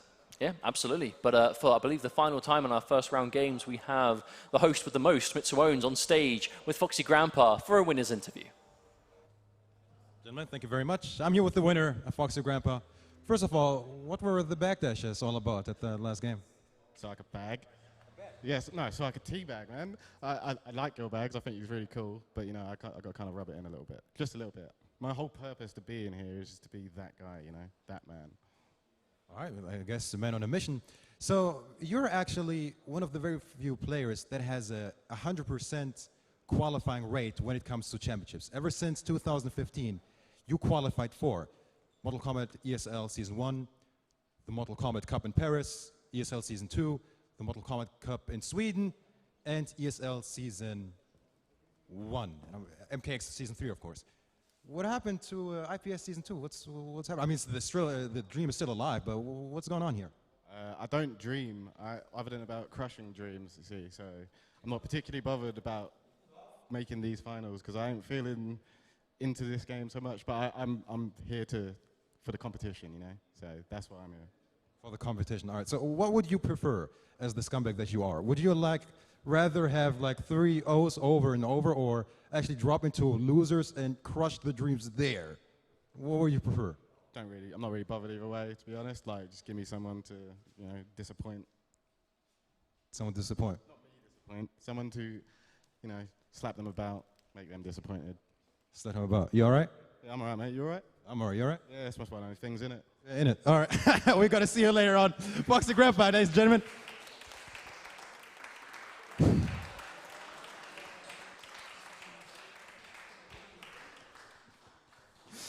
I got baited, so what can you do? Ketchup mustard, please release me. Like, we can't help you with that one. You did that to yourself. I'll extend my reach and hope that I can grow my arm. But I mean, this is basically Foxy standing in this tournament, right? Is that, you know, he'd like to qualify, but I don't think in his head he expects to make it through, because there are players in this bracket that have been grinding harder than he has this year, right? So I think when the chips are down and when he fights the likes of a Waz, a Tekken Master, I do fear for him. I really think that, in my opinion, Tekken Master is the favorite to win this cup. Well, I feel like it's hard to say, you know, because out of the players we've seen move on in winners bracket, you know, that they are players that have had a lot of, they've put in a lot of grit this year, you know, Waz, Foxy, Tekken Master, Sharkteeth, like all of them have been competing for a while now and have experience playing in these high pressure situations. Now, we know that, of course, Foxy doesn't, you know, he will talk about how, you know, doesn't put as much time into this game as he has before. He's still a competitor. He wants to win. He plays to win. He wants the competition. And I think he undersells how much he cares about winning in these situations, right? Because you get a free ticket into finals, of course. I think he undersells how much he cares, personally. I mean, if he didn't care, he wouldn't be here. He would not have entered. At the end of the day, that is the story, right? 100%. NetherRealm game world final attendance record. Foxy has been at every single This will be the world first one finals. he's missed in 3 years. And that is a huge... Unless he wins today. Now, our next matchup, we'll talk about Foxy later. You know, that hater can stay in the dust. It's going to be Wisemanater and Sharkteeth. Now, this is an interesting matchup again because, you know, I don't think it's going to be a Catwoman mirror. I think if there is now a time we're going to see Sharkteeth pull out the Supergirl, I think it's going to be now. And to be honest, Sharkteeth versus Waz, this Justice Pro Series match. You know, these guys, you know, they would both always travel to certain IPS events. Sharkteeth more than Waz, I have to say. Waz went to Evo and Combo Breaker, where, you know, Waz was actually able to obtain respectable placing in Injustice, but actually a 5th place placing in Combo Breaker. Waz really turned up for Mortal Kombat and did insanely well at that tournament. So Waz, he came, I believe, with MKX. That was his first big competitive game.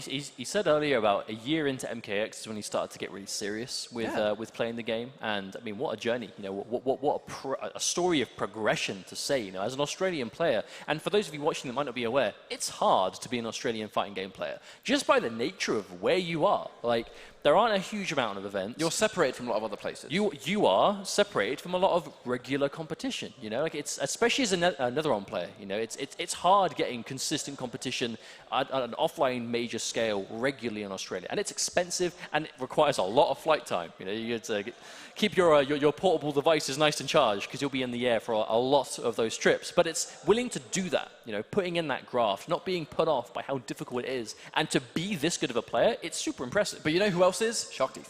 Yes. That's the thing, you know, the Middle Eastern community know a thing or two, and, you know, what better way that we're now going into the next stage of our winners bracket matches, and it's Middle East versus Australia, the two communities that were given this opening, this opportunity to compete and qualify and show us what they can do, and 2 of their players have made it through into the next stage, and in the Middle Eastern case, actually, it's going to be both of their players. So it is Supergirl, Sharkteeth versus Waz, and this is an interesting matchup. You know, Catwoman has those good buttons, but Supergirl, she has a lot of mobility, a lot of quick whip punchability as well. The importance here, remember, you know, just because of where we are at in the tournament, the winner of this, I believe, goes to winners finals. So this is a crucial match to win. To get that step closer is really important, but Waz going to take quite a nice life lead already. No bar anymore, but spending it well. A bit of respect from Sharkteeth, just holding all of this. Now those staggers on the back one. Waz knows that there's no quick 50-50 here. He can just sit there and expect the back one staggers, and he'll just sort of take the chip as it comes. And there's the interruption. Waz getting the full combo, the overhead as well. The traditional mix-up of in the corner, she can go low, she can go for the overhead flip. That's a 50-50. Yeah, 100%, especially in that kind of situation. But we know that Sharkteeth's able to fight back now. Supergirl damage, respectable for what it is. And the fuzzy. I really respect the reset attempt from Sharkteeth. He has so much life to make up for. Kind of had to try and go for something a little bit, you know, a little bit cute. And unfortunately, the delayed hover was not it. But he needs a couple more combos. Supergirl, she does a little bit more damage because they did buff her a fair few months ago. Before we went into Season 2, she get a little bit more damage from her combos, but she's still not really anywhere close to the hardest hit character in the game. No, not quite. And she needs a lot of meter. And without it, I'd be worried. He's now built a bar, but oh my god, gross. That was such an incredible pickup as well. You know, that meter burn cat dash. I'll be honest. I remember when the armor was taken away from it, and you know, some players worried about the utility of, you know, what's it going to be used for now aside from the combos, full screen conversions. Not a terrible thing to have in a character like Catwoman. I think of when that used to have armor, and I feel sick. That's how I feel. It's so good without it. Waz here to play. This is a solid win if ever I've seen one. Look at the difference. I mean, and Sharkteeth has the clash too, which means that there hasn't been an optimal time to go for it. Waz is just playing this really well. Very patient game. And that's the Waz way. That's the Catwoman way, you know, in this situation where he's got so much life to take for Sharkteeth. He's the one that now has to push here and extend and put himself in harm's way to try and force the situation, and Waz just content. I mean, he's not pressing buttons anymore. Waz has literally no reason to overextend anything unless it's a guaranteed situation. The first button he pressed in like 20 seconds was a guaranteed range for his mid to be blocked to do some chip. You know, like he's perfectly happy to play that range. And the second he does something, Sharkteeth punishes him, right? The second he decided, I'm gonna go for a forward jump, Sharkteeth ready and waiting. That's why he slowed it down the way he did. Well, unfortunately, he has put himself in the corner. Okay. Sharkteeth forcing the mix-up. Okay, we can see some full combos here. A couple of reps of our hover pressure as well. And there it is released, and the delayed jump is immediately answered back. And I actually think if you're a Catwoman player and you've got an amazing down 2, you kind of expect those neutral jumps. When they need to make something happen, they're going to neutral jump, expect it being for free because you're knocked down, you're not going to challenge. If you're down 2's fast, do it every time. I mean, Supergirl is one of those characters, you know, that Supergirl down 2, the Supergirl uppercut is one of the, I think it's safe to say one of the better down 2s in the game. I know anti-airing in this game is very dependent on how good your down 2 is and what other moves you might have, but in terms of just straight up uppercuts, Supergirl is definitely one of the stronger ones there. But it makes sense, you know, it complements the way she's supposed to play, you know, the way she's supposed to control that neutral, play the footsie game. The first hit is going to go to a throw, Waz again. Yeah, Waz, he really plays well with a life lead. You know, the only game we saw him lose earlier was when he basically lost the life lead where he couldn't beat Dizzy. And the second he has it, it's like a complete turnaround. There's going to be a lot of support for Waz here. You know, you can hear a little bit of pop-up. Assuming it is actually Gil Bags whenever Waz lands those speed openings, because this is such an important opportunity for the Australian scene. For them to see an Australian player make it to finals would be really a dream come true at this stage. Absolutely. The overhead again. Wow, finally pulls the trigger on a teleport, but no combo. Yeah, imagine taking a risk that big and dropping it. I mean, we see the Supergirl meter burn teleport so rarely that it's easy to forget just that I believe is her highest damage opener in the game. You know, for her at least, you know, her highest damage comes from that meter burn teleport. If you have the corner and you have the ability to extend the damage, it can be disgusting damage, but it's so punishable. It's so telegraphed a lot of the time, you never see it. And that's going to be a bit of the matchup here, is that Catwoman down 2 punishing the breath every time. And you can kind of sort of mash it, really. She meter burns, of course, I believe sometimes you might trade. I can't remember the matchup exactly, but I know the down 2 is a really good tool in Sharkteeth. Fighting back, okay. Instant jump 1 as a reactionary anti for Sharkteeth. Maybe down on bar, but he's not going to be holding anything back. That's the second time he's gone for it too. Like that instant jump. Instant jump 1s, if they're active and fast, they are very, very legit anti, as in no whiff punish. It's your long range anti, right? Like down 2 is good, but it can only cover so much. Oh, the chase down. That's a punish too. I wonder if Waz was just not moving there. I think he pressed the button. I definitely feel like he pressed the button there. And there's a grab. Bit by bit, we're going to chip away at this life bar, and it's going to be 1 round each. And then using it as a poke. If you have such respect on the ground, that breath is an amazing button. Okay, full combo. Sharkteeth back in it. Ooh. He's he's committing hard to these instant floats, and Waz so content just staying on the ground and not having to take it. But it's the patience here. Waz doesn't have the life lead anymore, but he still knows when to be careful. Oh, and there's the sweep. I like that knowledge from Sharkteeth, realizing the string wasn't going to hit and going for the sweep. That backdash just to get away from the down 2 as well. We're playing this one micro read at a time. There it is. Air to air. Nice, clean. Not looking so miserable for Waz right now. He's down on life, and that's, to be honest, not a huge amount of life to sit on, but... Oh, he spends nothing. I assume he's going for the big plays, right? Catwoman off a substantial hit does big damage. And now... But it's not an impossible situation for Waz. He needs one combo, and then a reset situation. Oh, God! Alright, maybe not. Ooh, maybe we spoke too soon. 2 bars, keep 1. 2 bars, yeah, keep 1. Cat dash, I like it. Good, smart decision. Oh, my word. Oh, and still active too. It's still active. Sharky just walking back. Not taking any risks. No bar now for Waz. Just be careful, but he does have a bit more life than he did before. Oh, wow. I very much expected that to hit. That very nearly did. And oh my god. Breath footsies. Meter burn. Waz not close enough to punish. Oh, right in the face! Keep that breath away, and 1 too many. He's going to get a full combo here. He has yet to use cat dash. 1, 2, 4, 3. Is that enough? No, not quite. Chip damage though. Oh, my overhead. Waz able to steal it back, breathing a sigh of relief. He knows he's going to be happy with that one. What a comeback. Look, he's trying to conceal the grin, but he's not fooling anybody. It's the neutral jumps. You know, he did it against Dizzy, and he's doing it against Sharkteeth. These just galactic neutral jumps. And you know, perfect reads. You know what that jump was at the end was because he had gone, Sharkteeth had gone for so many grounded breaths. He was just 100% convinced that the respect was there on the ground. There's no way he's going to jump. If he was going to jump, he'd have jumped by now. Bam! Gets hit by a jump. All right, this is a turning point for Sharkteeth. Turning for some advice from Tekken Master. Not a huge surprise. This is an important part of the bracket. You know, this is potentially 1 game away from winners finals for Waz, but then again, we've seen plenty of 3-game returns before, so definitely can't get too comfortable. Now he is going to change fighter. Are we going to see a Catwoman mirror? Are we going to see Starfire? He does. What are we predicting here? The thing is, he picked Catwoman against Starfire, so I don't think he would put himself into that matchup in reverse. True. But he does play Catwoman. But in my opinion. I mean, there was the Catwoman mirror would be suicide against Waz. Well, I feel like this isn't really a bad matchup we're seeing. You know, I feel like it really is, because that was such a close game. It was just Waz making some really hard reads in clutch situations, and you know that's the level of composure we need to see. And that was less of a choke from Sharkteeth as it was just really gutsy plays from Waz, and it paid off. Yeah, it wasn't Sharkteeth making mistakes at the end. It was Waz just being godlike when it counted. But that said, he's now going to be up 2 games.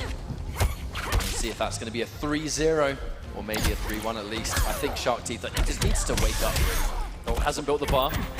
Waz was very close. Rare footage of Catwoman not having enough bar, but another neutral jump. So painful, Mustard. It's always a button on the way down. You know, it's you see it. I can only assume that Sharkteeth is seeing the neutral jump on the way up, not seeing a button, going for the whiff punish, and Waz just sticks out the whip on the way down. But it's always from that neutral jump distance when they're kind of within that just outside of sweep range where both mids will reach. They're trying to poke back and forth, and that air to air so good, so dangerous. Unfortunate use of bar. That's bad news going into this final round. It's a rough situation to be in for Sharkteeth. There's no 2 ways about it. Spending those 2 bars in the air tech does still have the bar advantage, but almost an entire life bar behind. He's definitely got his work cut out for him to bring this one back, that's for sure. Has a trait to work with. Slowly but surely just trying to chip down Waz. Instant jump, anti-air. Good stuff from Sharkteeth. Going to push the fight back to mid-screen. Moving it for something, but Waz waking up with a block. Be careful. Oh, instant! Tries to go for the confirm, doesn't get it. Sharkteeth still ready with a throw tech though. Defense still looking good. Such a strong, grounded game that Waz has been able to establish, and it's the respect on the reversal edge too. Like, the second you're the reversal side. What did I just say? My God. A couple of people might get that. Probably not. Maybe not. Maybe not. Can we do this again, please? I think we just restart the whole tournament. Waz is looking good so far. 1 life bar away from that precious winners finals, but Sharkteeth still ready with the anti-air.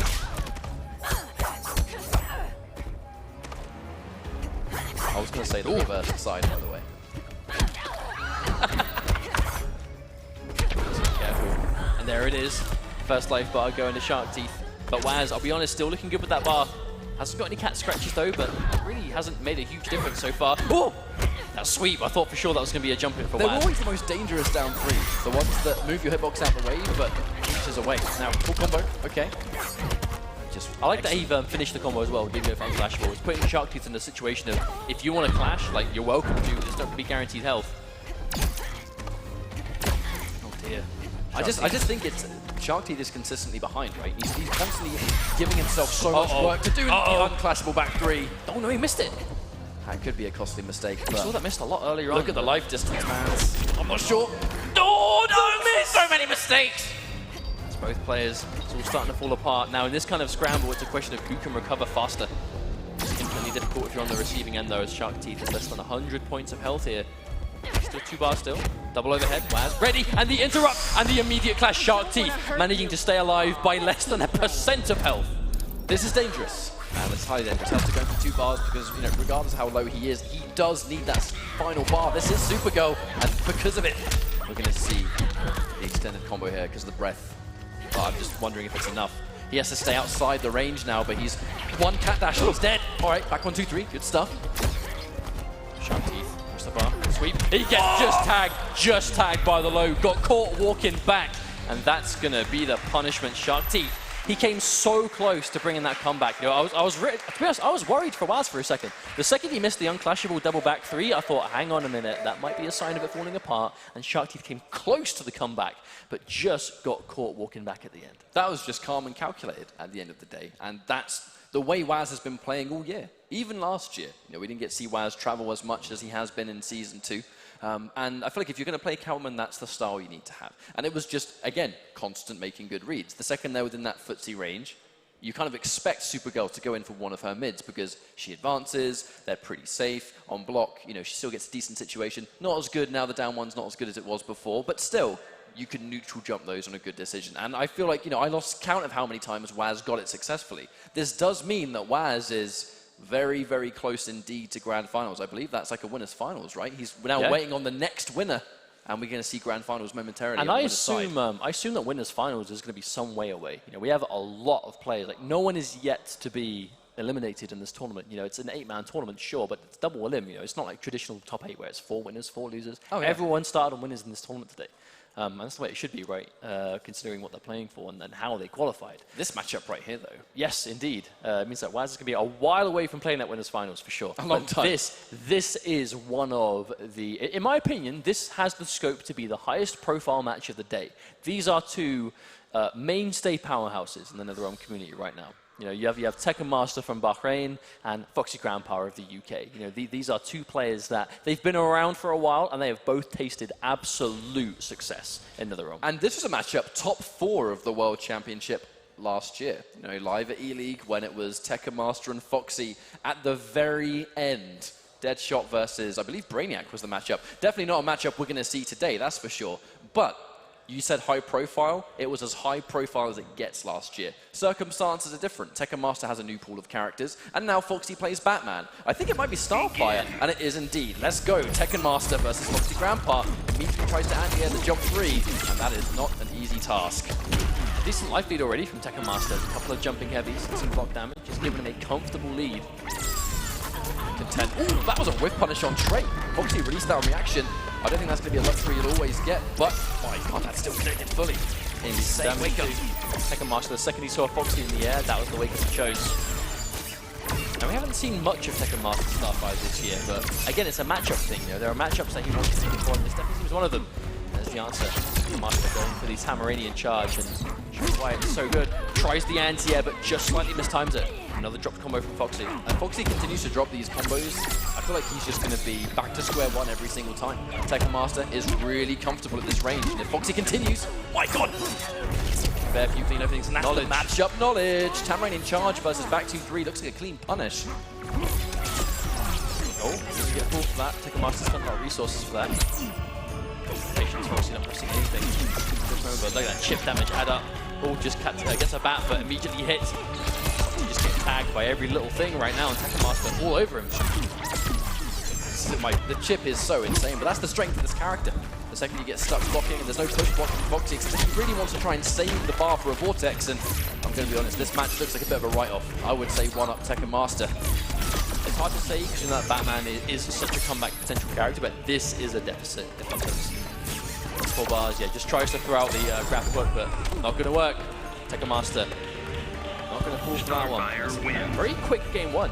Because if Foxy wants to get that Vortex on deck, which pretty much his entire Batman game plan is, land the hit, go into the, you know, the unseeable mix-up and rinse repeat. Starfire, very good character at playing that full screen, keeping him away. Don't even give him an instant to be within the range to do it. I think the biggest problem he had though was he dropped every combo. Every opportunity he had to go for a Vortex, he dropped the hit. So obviously no restand for you. Walking projectile there, losing all 3 of his trait bats. Tekken Master slowing this one down. You pretty much have to use your life bar as currency here just to get in on a characteristic and start fighting. Immediate wake up. And now we're straight back to square one. Tekken Master didn't even need that second hit to connect. Dash Tekken Master just trying to play this full screen game, and again, nice full screen combo off the jump heavy. Tekken Master getting really good damage off of that. Minus on the 3 on the end, but not minus enough. Tekken Master just looks in full control of this matchup. This is a dominant showing. Here again, tries to anti-air, jumping heavy. Doesn't like being anti-aired. And then full combo as well. Tries to go for something a little bit more optimized actually. I think that might have been a standing 3, but to be honest, at this point it does not matter. He's got so much life to make up for the Foxy. This is a hard task for him. Catches the anti-air. More work than needs doing. There's the reset, but it spent all 3 bats to get the hit, so we can't reset, cannot Vortex, and there's the charge. You can use this charge to challenge plus frame, and it's such an effective tool for that. But that really has put a stop to it. Foxy really thrives when you're respecting his options. We know that Tamranian charge, one of its best uses is to get around having to deal with other people's frame traps. So you get an option here, this could be the life bar. Tries to go block, yes, slightly harder version, gets the uppercut. Headbutt, and that's going to be good, but he spent a lot of resources on that round. It was expensive, but it's Batman, right? You can bring them, build them back. The problem is, though, never mind, trying to go for the Bat Summon. Getting tagged by a full beam. Oh, and again, every trait he's had so far is gone. Look at that chip damage. Disgusting. Foxy struggling now, jumping into it. This is a very difficult situation to be in, and interactable, of course. We're taking that second game, Foxy. The second he managed to get a full sequence on the mix-up, that's where we saw the change made, but Tekken Master was so in control from the start. But getting the hit is only one part of the battle, isn't it? The initial play of fighting games, the neutral, the all-important neutral. In this matchup, Starfire seems to be in full control. You know, Foxy Grandpa is having to constantly chase down Tekken Master, which is exactly what Tekken Master wants to get with punish. Full combo again. All three bats allow that extension, but another combo drop from Foxy, but a reset that was not a reset. Full combo again. Has to cash out. No resource to go for any kind of restand or a bat.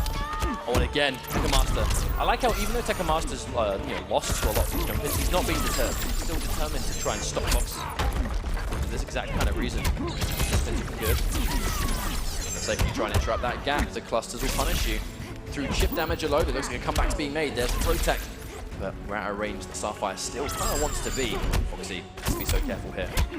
Down one. I like it from Tekken Master. And the anti-air again, Tekken Master. So I was saying before, even though he's lost his anti-air attempts have been chewed up 3 times. Sticking to it now has given him the life lead. Doesn't commit to the low. Actually, could have been a full combo, but you have to really believe in those strings, I think. And he was expecting the charge. He did not commit to the full string. Full combo punish. Foxy unfortunately drops the forward 3 again, and oh my god, Foxy dropping combo after combo. This is so tragic. I mean, Tekken Master did use a bar there, at least. I think he was just trying to see the drop combo, realize Foxy might have been not 100% in the zone at the time, but Foxy was there, would take the life bar. Problem is here is the distance. He's full screen. Match point for Tekken Master. Wins this, he'll face Waz to go into potentially grand finals. But right now, it just looks like a full Tekken Master to me. The trip guard on the down one, really good range. There's the whip punish. No, Foxy's still paying attention. Another drop combo. Please! Manages to pick up the second one though. It's time to stop the bleeding. But the thing is, off the back of these mistakes, if Foxy is able to take this game, that's going to be such a swing in momentum. That's a read, right? Instant trade or straight shot. You know, Tekken Master has to make a hard call on will he summon the bat or not. And now we're kind of reaching that distance you have to respect. There's the anti-air. Foxy gets the launch. Here we go. And there's the guess. There's the bat. Oh, that hit on the hair, I guess. I don't know what side. And oh no, he drops the reset. Oh, they punish the Tamranian charge that time. That was a big risk. She still has Clash, but it's hard to clash against Starfire when she's playing for the distance. Doesn't connect. Not connect in time. Disrespect to the Tamranian charge again. I'm actually concerned he did not clash the charge, and Tekken Master gets the final game, defeats Foxy Grandpa 3-0, and I feel like Foxy had every opportunity in the final game, he just couldn't grasp it. Execution, man. That really was the running theme of that match. You take a character as slippery as Starfire, and someone like Tekken Master that really knows how to enforce that, right? And then you take a fiddly character like Batman, and of course, execution hasn't been his strongest suit today, and I think that match really kind of sums it up. Of course, Foxy's still in loser's bracket, but Tekken Master is going to be moving on in winner's side with a tidy Starfire. That's what he came here to do. He came here to win. Tekken Master said, no, this is his last chance. He is determined to win today to qualify for the IPS, and he just got one step closer to doing that. Well, I think we'll be seeing that matchup potentially, you know, quite significantly later on, but as I can see behind me, we're actually going into elimination territory now. So it's loser's bracket. It's going to be K-Top versus Dizzy TT. So this is going to be quite a classic online matchup, I suppose. I actually don't know how much these guys have played each other, but now we are in our loser's side. So if you lose here, you're out the tournament. See you later. Thank you very much for playing. Yeah, and this is stressful times. You know, everyone that made it this far, you know, that qualified for today's 8-man bracket is doing so off of success in their regional tournament. You know, we had EU, and you know, just a refresher for those of you that may be joining us. Of course, welcome. This is the Injustice Intercontinental Championship, where we have 4 regions from International Injustice 2 represented here today. We of course have Foxy Grandpa and Dizzy TT from Europe West, K-Top and Do Basic from Europe East, Tekken Master and Sharkteeth from the Middle East, and of course, last but not least, we have Wisemanater and Gil Bags from Australia. These are players that they got first and second in their regional tournaments. You know, especially, you know, for example, tournaments like Europe West, we had a decent amount of participants, you know, some really strong competition. They had to do well in a hard tournament just to get here. And here we are. And now someone's got to go 0-2. And it's a interesting situation for these players to be in, because it's been quite an incredible journey for these players. They've had to place really highly in previous tournaments to even be here in the first place, so this is not their first tournament of the league, make no mistake. But it's like you said, a player has to go 0-2 at a tournament. It's unfortunate. No one likes to be that player, but that's the way the cookie crumbles. That's how it goes. That's how it goes. But that's, just to reiterate, like, there's no shame in going 0-2. It's not something you should be embarrassed about. But no one wants to put in the graft they put in to get to this point to fall down like that. No one is going to want that. Everyone here is a competitor. Everyone here is a serious competitor within their region. And it's just an unfortunate reality of these tournaments. It has to happen to somebody. Now, K-Top versus Dizzy. We kind of, again, we kind of expect Catwoman from Dizzy because it's his favorite character, but K-Top is where things get a little bit more interesting. Does he go? Yeah, so he's gone for Black Canary. This may seem like a interesting pick, or maybe a pick that makes you go, what? But to be honest, not really. K-Top has got a really talented Canary, and we have seen Canary do pretty well versus Catwoman in the past. Sonic Fox versus a Smeege, for example. It's a matchup we know Canary can definitely fight. It's also less of a common character. She does have true 50-50s. This is one of those characters that she's a bit like Flash in the sense that a lot of her mix-ups, it's not like a lack of matchup knowledge. It's literally, these are straight-up guessing games. A lot of her kind of drawback is her only full-screen option is the Canary Cry. It takes a long time to build up to level 3, and it's not something you can have frequently. But she does hella damage and has unseeable mix-ups. This is a dangerous character to be on the receiving end of. The second you block that knee, it's going to be overhead kick or low kick. You gotta guess, and it is such a dangerous mix-up. One of the biggest true 50-50s in the game. Speaking of which, does not delay the cat dash enough, so we're going to see a full combo. But the bomb detonation, that happened yesterday. That is a true mix-up. That string with the overhead on the end, if you do so, in front of an interactable, it's a launcher, but because it's an overhead, you have to block it, standing. If you go for that string behind it, it reverses the input. It's a reversing cross-up. Dirty stuff from Dizzy. K-Top going to get opened up by it.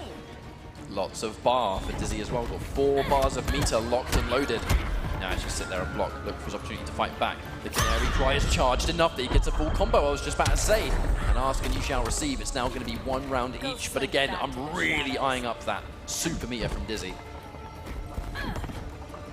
4, but K-Top. Making it hard to be opened up here. Sweet. I like the way K-Top is mixing up those meaties though. He's either going for the string that's plus, or he's enforcing, the standing 2, the high kick into the overhead or the low. That right Oh, they're so delayed! It forces respect. Yeah, you can press buttons, sure, but you have to know he's going to delay it. It's not as easy as it might seem on paper. And he tries to disrespect on wake up, pays the price, takes damage. Instant jump 1. Hello, no jump for you. And now Dizzy finally able to use some of those resources he spent all game building up. Now he's going to get some pressure. Down 1's going to be in his favor, but no cat scratches for plus frames. Oh, cross up with the overhead going to work. Unclashable, unclashable. Forward dash out the corner, Dizzy. Reactionary stuff now, but another hit goes through. Plus frames. Watch the whole thing, but that's chip territory now. But K-Top, unclashable. Wake up flip. And there's the sweep. The low profiling instant sweep, which could have been a crazy scramble, but K-Top's going to nip that one in the bud. Make no mistake. Again, it's Dizzy who's playing well from the back foot. Oh, big life deficit, and again, K-Top's going to get launched. Drop combo from Dizzy, unfortunately.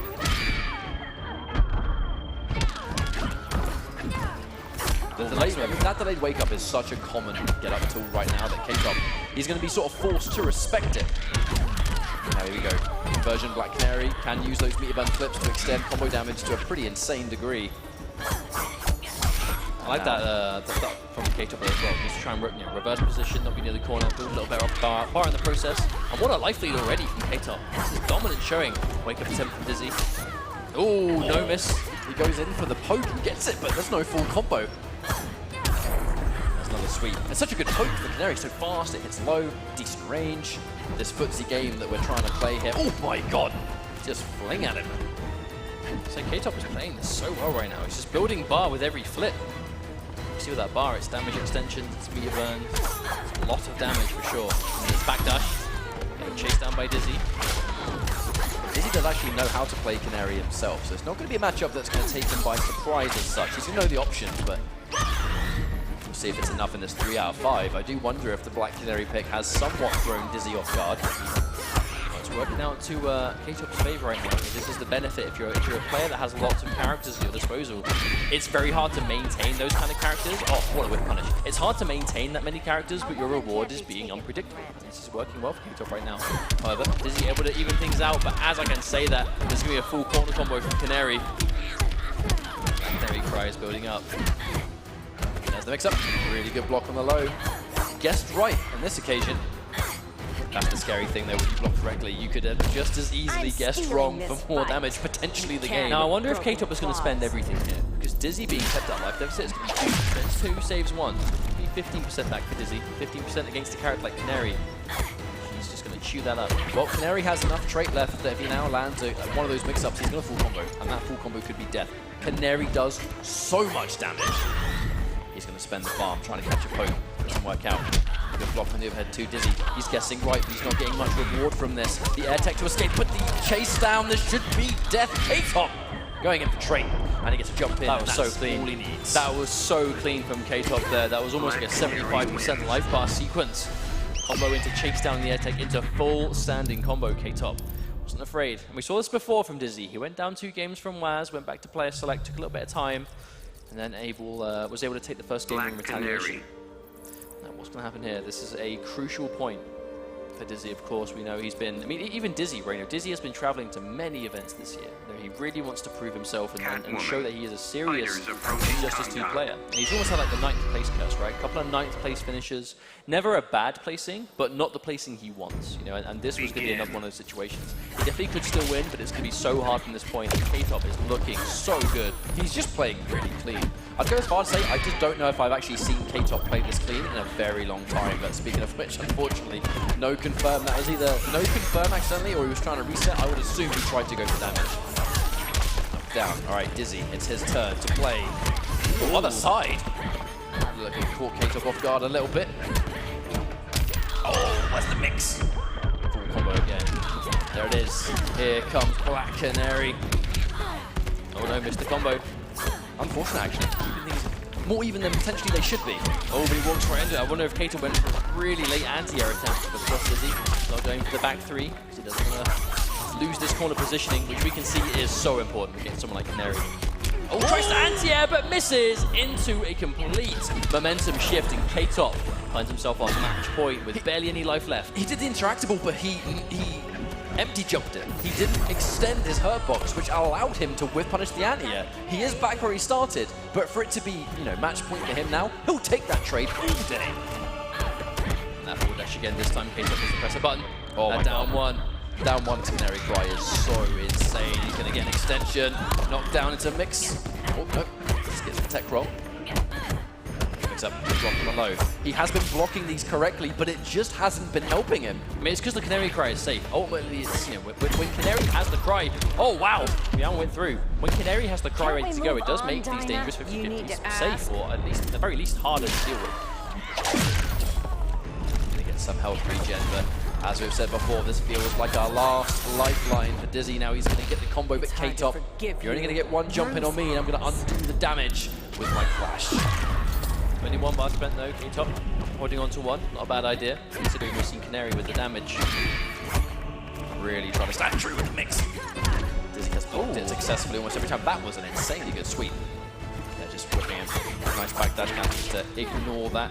I think Dizzy just trying to take any damage he can now, right? Chip or not? Roll back 3, didn't work. Wait a minute. Gonna get damage here. Dizzy has loads of bar, and I'm really nervous for him. One more opening and he's probably gonna be dead. No opportunity. The reset. Oh my God, the interrupt, no! He did not believe in it. Gets over, but the recovery from the sweep. He's looking for the time to trade in his favor. No push block. No push block. Oh, the second he gets Canary Cry, is there anything you do? Oh, watch out for the environment! He has to watch out for the fireball. It's still there. Oh my God, he commits. Okay, this is dangerous. This is so dangerous now. Has to enforce plus frames. Oh my God. K-Top. Oh, the delayed cross-up comes through, and Dizzy TT is eliminated from the Intercontinental Championship. K-Top with the surprise Canary pick. That just goes to show it's important to have more characters if you can, because you need to be able to catch people off. But even then, like, that was a good game. That final match was incredible. Like, truly it was. And I think a big part of that was K-Top, like, not biting. You know, he wasn't taking the bait on the interactable. He was just standing in front of it and just threatening. You know, like you said yourself, it's something to watch out for. At that kind of chip damage life, I mean, it takes a lot of discipline to do that. And I think that's really impressive for K-Top to be able to control himself, to not take the bait. You know, don't take the potentially easy chip finish, because if you get jumped in on, it might be over. Now, I mean, we could talk about that for days. We could talk about it in droves, but there's not much time. We have to go straight into our next matchup, which is a matchup I don't think we ever expected to see in a competitive circuit. Do Basic versus Gil Bags, the Joker versus Enchantress. Could this be a world first? I've never seen this matchup in my Is life. this the first time we've ever seen Joker versus Enchantress in an Injustice 2 tournament? Like, I genuinely cannot think of a time this may have happened already. Like legitimately, like, they're two very niche characters that if there's one player, like, is there ever going to be another one nearby? I think we're in for a treat, though, because Gil Bags, insanely talented with Joker, Do Basic, world-class Enchantress as well. And I think this should give us a perfect example of what this matchup might look like. And just to remind you guys that may have just joined us, we're now in the losers bracket of this 8-man tournament. It's elimination territory. Whoever loses this is out of the tournament and out of the Injustice Pro Series 2018 for good. But even though we are in elimination territory now, I want to take a quick second to say that even making it to this tournament was really impressive. Dizzy, like, we know Dizzy's going to be unhappy with his showing today. But he's a young guy. He is a young competitor. He only just turned 17. Yeah, and he's already been to multiple majors around the world. 9th place here, 9th place there. Making it to the Intercontinental Championships alone is impressive. And that's the same thing for any player that's made it here. Getting here is so impressive to the point that it's like, this is something you can be proud of, right? And the future is bright. And hopefully the future holds more. But now, yeah, it's all about this. The neutral was immediately established. Let's try and get the demon out. We saw that against Atom, the Tekken Master. Very difficult for Enchantress to get going, and he just backdashed it. The first time we may have seen a curse. So it's going to be the Dark Flash. That's not really going to mean anything in round 1. The Tekken going for the curse. For those that may not know, she has one of 4 curses, randomly selected, does different things. Mia Burn roll just to get away from it. I love that choice. We're already looking pretty unconventional right now, but it looks like Gil Bags using that little bit of opportunity to build up 2 stacks of haha. The big thing about this trick for Joker, right? Maybe why does he need to be moving faster? Why is that going to help him out? His jump-ins are so good. The second you increase your movement speed or your speed generally with that trait, your jump-ins become impossible to deal with. Now, speaking of which, Gil Bags just got a wonderful sequence there in the corner, and he's going to take that first round really comfortably. And Raj would say that it was actually the increased jump-in that made Do Basic eat it for breakfast. Minions are slowly walking. The Mia Burn roll, there it is.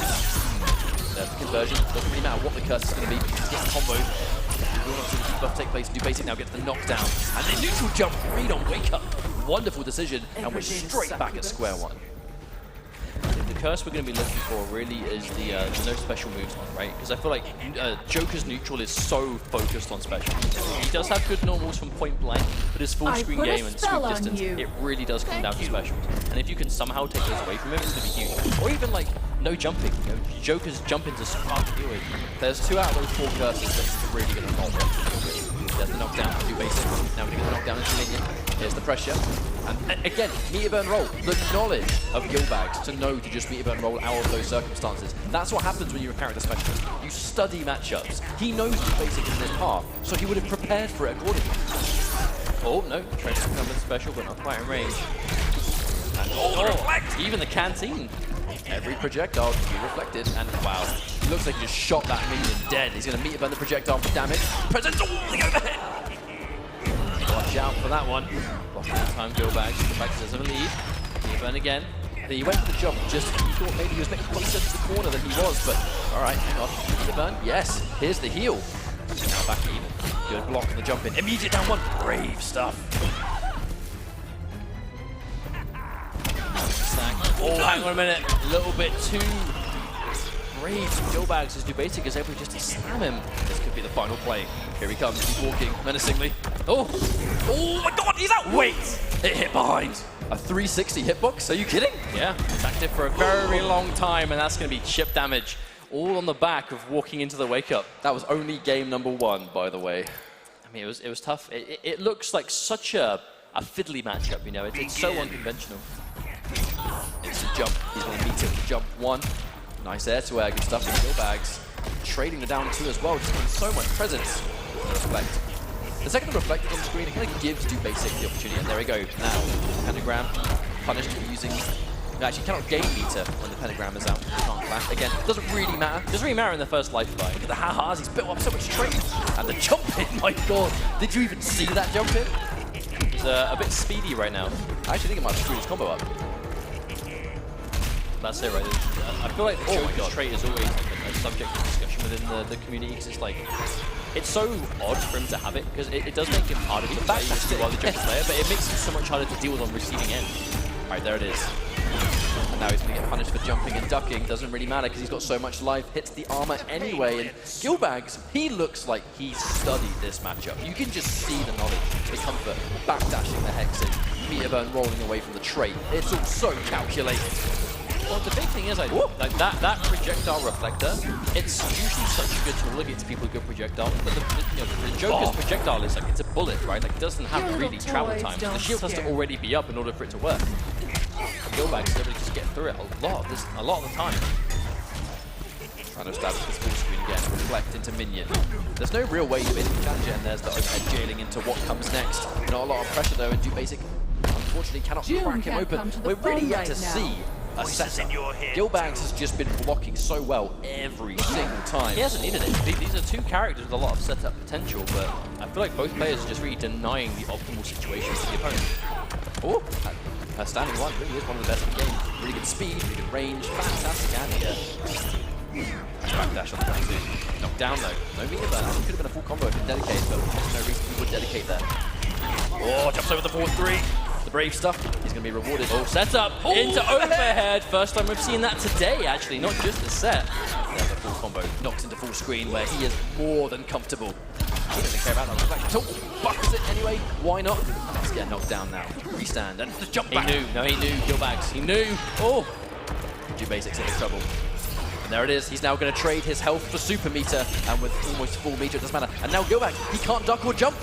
He's going to build up his trait. He can't duck or jump, but he's going for trait. Like, that is not going to help him out. Now he's got to reflect. And oh, DoBasic, I'm actually really surprised he didn't try and go for his shield again. I really am. He had no health, but 4 bars. It's tough, right? You have to make those crazy decisions with Enchantress. So much micromanagement is required. But I've got to say, Gil Bags, he does not look like this matchup is surprising. No, he doesn't look phased. He looks super comfortable. You know, we said before, Gil Bags, he's been playing Joker for a long time. You know, played him in Injustice 1, playing him again now. We just, by nature, do not get the chance to see Australian players too often. So I'm really pleased to see that when we finally get the chance to.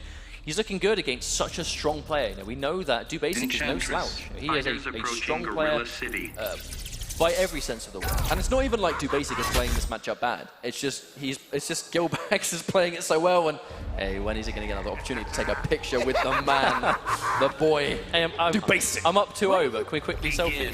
I'd have denied it. I'd have like ruined it. No, he's knee pad. Nice. Immediate wake up, but again, he's already in the air. The 1-2 had a slightly different animation. Speaking of which, there's the trackable one. A little bit of combo drops from DoBasic. What should have been a back 3 became nothing at all, and that's what tournament can do to execution sometimes, man. It can really mess you up. There's the cheap full combo. Again, we're going to get knocked down. Joker in the corner is really scary. Mix-ups again. Watch out. Oh my goodness. The sequence, the dream. Oh, every Joker's ideal situation. He's not finished. He's not finished at the push block. You know what? I actually wonder why he push blocks. Clip it. Someone clip it. Someone clip it. That entire life bar was perfect Joker play. However, that's going to be match point for Gil Bags, who's just keeping DoBasic as far away as possible. And okay, he's now going to get punished a little bit for using specials. That's going to be the meter drain, I believe. That's the meter drain, yes. Sorry. But I think that's going to be important. I did study it, I promise. Oh, tries to catch on the way down with Gil Bags. Oh, Gil Bags. He's not really comfortable right now. DoBasic.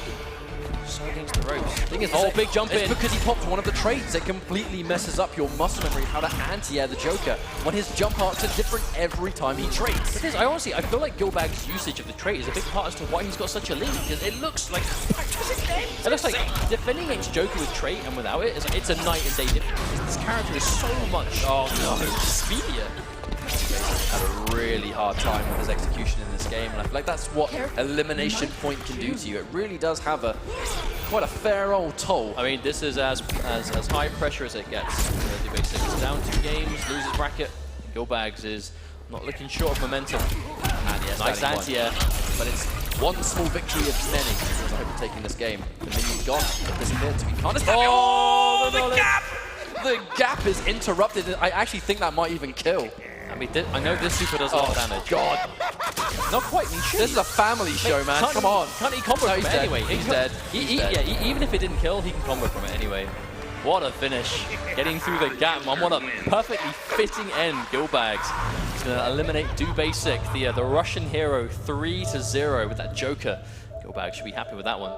Joker versus Enchantress. Whoever thought that would be a matchup we had to feast our eyes on? But Do Basic, he made it this far in the tournament, and you know, this whole league in general, he had to put in the work with both Enchantress. We saw him in this very room at Vianality a few months ago where he secured top 8 as well. Enchantress in top 8. That was insanity. And unfortunately, this is where his IPS 2018 journey ends, but he gave us a good show. You know, I think we can all put our hands up for this guy and say he put in the work and gave us all some fantastic matches this year. Oh, absolutely, and I hope we get the chance to see more of him. You know, I know it's, again, you know, Russia don't have a huge amount of events, but when we do Basic's always right there. Of course, you know, check out Do Basic's stream. He streams Injustice all the time. I think you'll appreciate this plug because he really is committed to it. You know, he's one of those guys that... He does community tournaments as well. Yeah, he does commentary for community cups as well. They do community tournaments for Russia. He streams it all the time, so if you're a fan of Enchantress gameplay, do not hesitate. Go and give Do Basic a follow. But for now, we have another juicy game coming up, ready to go. It's going to be Foxy Grandpa from the UK, who we saw just sent to losers bracket 3-0 by Tekken Master, is going to be against K-Top from Greece, who we saw just eliminate Dizzy TT 3-0 with Black Canary, which is a character we didn't expect to see K-Top bring out today. K-Top has been talking about Canary over the last couple of days, really is confident in his Canary. Apparently he's been playing it for quite a while, so good to see it brought out competitively and do well and be ready. According to K-Top, he's actually been playing Canary for a year. He's just never been in a position where he feels like she's the right pick. That has obviously changed today, but let's take a look at the bracket. We can see K-Top and Gil Bags are moving on, and the matchups we're looking at now I find really interesting. Sharkteeth and Gil Bags, I'm excited for that one. K-Top versus Foxy, a matchup we haven't really seen in Injustice 2 that much. They would play a lot back in the Mortal Kombat days, of course. In MK days, this was a staple. Oh yeah, this was a classic matchup. But times have changed. This is a different game, and it's a different tournament. We have to get with the times, as it's going to be Injustice 2 with Starfire. Okay, so I actually like the pick from K-Top because, I'll be honest, you know, I love Foxy, I'm a big fan, but he looked really comfortable in that winners match against Tekken Master. Like, he looked like a complete different. And I wonder if it's because of just, we know Starfire is a popular character, but Europe doesn't have a huge amount of like top level Starfire. Which really surprises me, because she's such a good character, yet this part of the world doesn't really play her. That said, it's K-Top, it's Greece, it's Foxy, it's UK. Intercontinental Championship, losers bracket action. Loser of this is out of the tournament. The winner moves on, stays alive with a chance of that IPS finals qualification. Foxy dropping an immediate combo. Now, there's no meter burn on the hair flip. That is actually going to be a full combo punish. And now, here's the guess. What's the mix-up? Oh, wow. I actually wonder what that was. Well, regardless, K-Top does still be, seems to be massively down on life. Full screen presence. The yeah, down back 3 with Starfire is so good and so instant. And the range, right? It covers such a portion of the screen. Unblockable, intractable. We talk about what combo drops can do. Foxy opted to not go for the traditional end. And unfortunately, this is what happens. You know, the second you go for the combo, you drop a combo with Batman, you lose all of your positioning, and you have to put in all that work to climb in. Yeah, again, and that whip punish was so clean. That's why we see Foxy be so slow. You know, he does not opt to go for he's not opting to go for the restand every time. But you know, he started that combo with the grapple, so he couldn't that time anyway. There's the delayed grab. Foxy still with the lead, but K-Top is nice. He things out a bit, but there's another punish. K-Top. I feel like whenever Foxy has the mat around, you have to be careful with every single beam. I can only assume K-Top expected the wake up would actually land, because Starfire has so many different wake ups and they're all decent. You've got to make a hard read on which one it's going to be, and there's the 4-3 plus. Immediate jump 3 as well, going down, and the chipper alone sends him out. Plenty of bats left to go, but this is where K-Top wants to be. He can pressure if he wants, or what he's doing now, full screen. Look at how much screen he's got to work with here. Oh.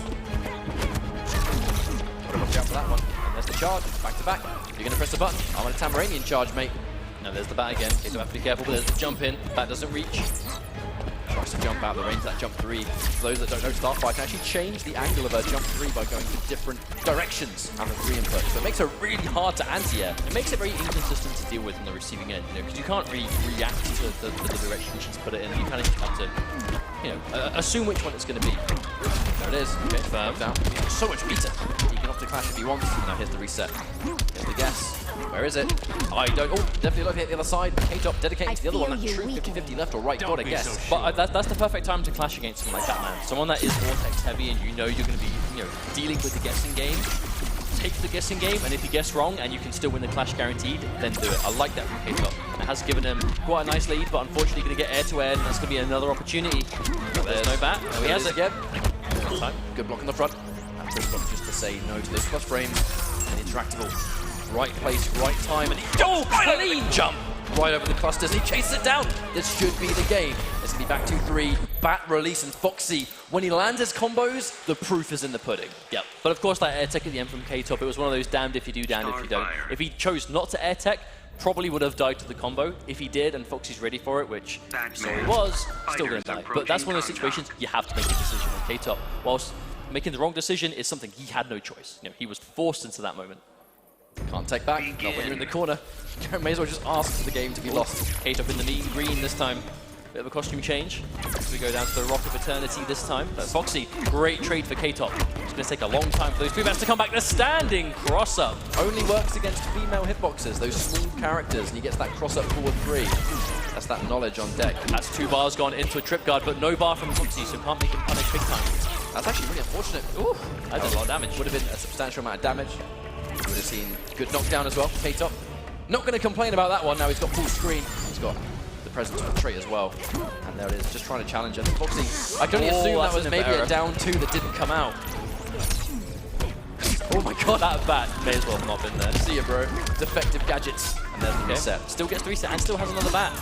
Reset. Oh my god! That hit her on the hairline. I believe that one can hit behind and then land behind, or it can hit in front and then land behind. I know it's a true left to right 50-50. That one can sometimes even be like a nigh unblockable, where it's impossible to tell what side he hits. I mean, you just got to commit, right? You just have to commit to a direction in a lot of those situations. But K-Top fighting back. This is the interactive one, unfortunately. But there's the parry. Foxy calling out the down one. Tamarini in charge.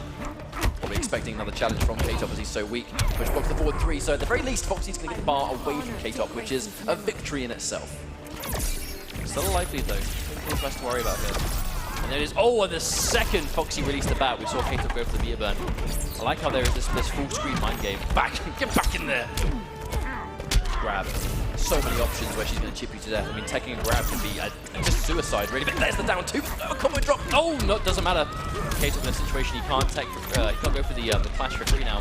Right, here's the reset. It's going to be, even if he gets this wrong and has to clash to survive, which he's not going to need to, because he gets it this time, but no! There's the low. Anyway, I mean, you guessed right. Batman's still going to mix all day. He's got plus frames, he's got low starters. The thing is, this is why we saw Foxy not contest with that life regeneration. Foxy is not going to care if K-Top gets health back, because at 2 bars, if he gets some bats up, the health that K-Top has, that's not safe. That is not a life lead against Batman if he has trait. So eventually K-Top is fighting back. This is a worrying health to be at though. Oh, jump 3.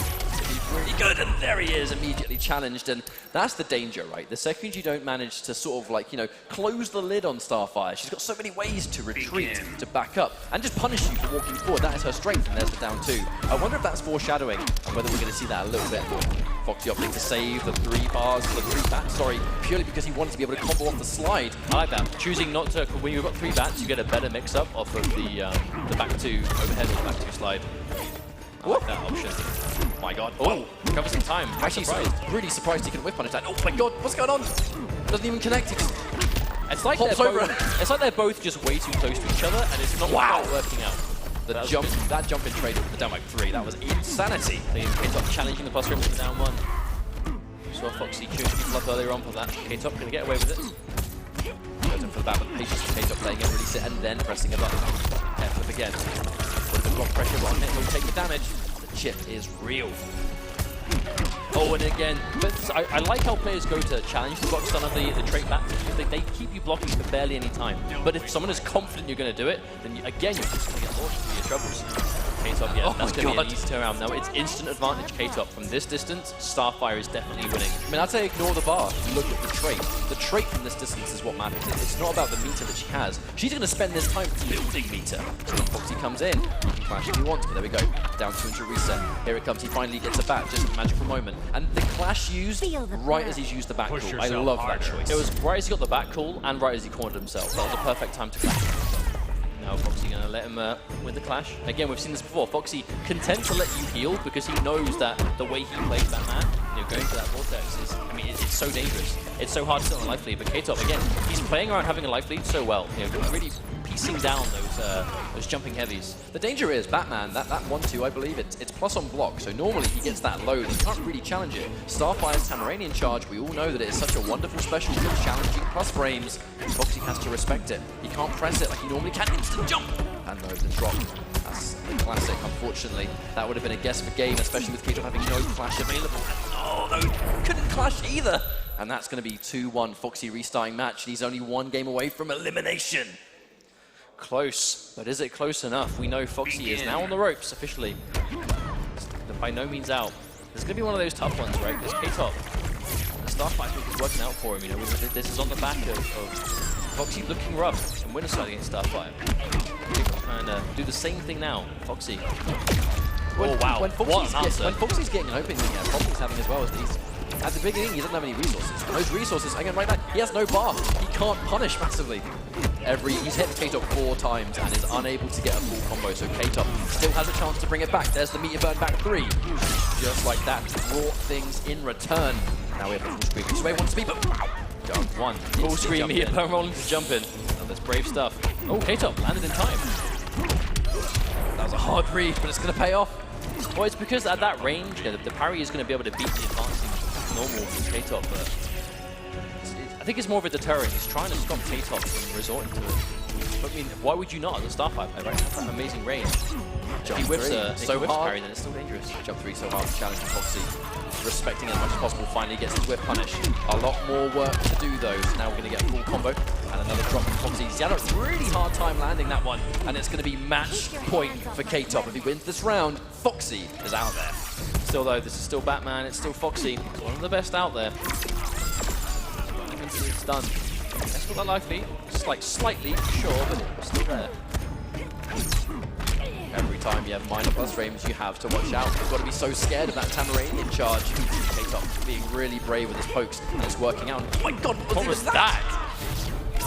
K-Top's going to crouch right under it anyway. This is so close. Like this really is a match of K-Top just trying to take every little piece of damage he can from a distance. The second Foxy finds an opportunity, it's going to be a clash probably from K-Top if he guesses wrong on this. Guesses right, very important. He's immediately transferring to the down 1, and now he's got the plus frames. What's that? A reversal of his own. Oh my god, the delay! But this is still K-Top's game. And then immediately down 1 to challenge. He's going to clash. This has to be 2-2, surely. Surely Foxy cannot allow it. I mean, Foxy's near his third bar, but still, yeah, he's going to trade. Forward down. K-Top now. Here's full trade. Oh my god, he's got rid of the back. This is really important. Gets the mid, but cannot confirm. I think he tried to down 1. Oh, it's the wait a minute! My god, the instant jump to get around it. You would think it would work, but the environment was right there. K-Top just eliminates a Foxy grandpa. And there it is. That was an instant jump too as well. Like he called out the interactable. He knew he'd go for it, and it fell down anyway. K-Top, he's feeling that one. He's feeling that one. Finally gets his big win. It took K-Top a long time to get a win on Foxy, and I think it's really fitting that he's finally been able to achieve it this late on. Hey man, he's earned it. All the power to him, K-Top. He's put in the time. He fought for his right. He was the #1 seed from the Europe East Cup, and this is why. He's a strong player that needed the opportunity, right? This is what he's been lacking in his NetherRealm career so far. Because it's not like he hasn't been offline. Like he hasn't been competing regularly at major events, but when he has made an appearance, he basically hasn't really been able to make a ripple in the water, right? He just hasn't been able to, but we know he's capable of it. This win over Foxy today, I think, is going to be that kind of boost to morale that he's going to be able to use to push forward to the next stage in his career, right? Because everyone needs that kind of win. Everyone needs that event where they get that win that they need. That big, that high-profile name that they know, right, I've done this. How can I move on from here? Because win or lose the tournament, he can now know that he's done that and hold on to that.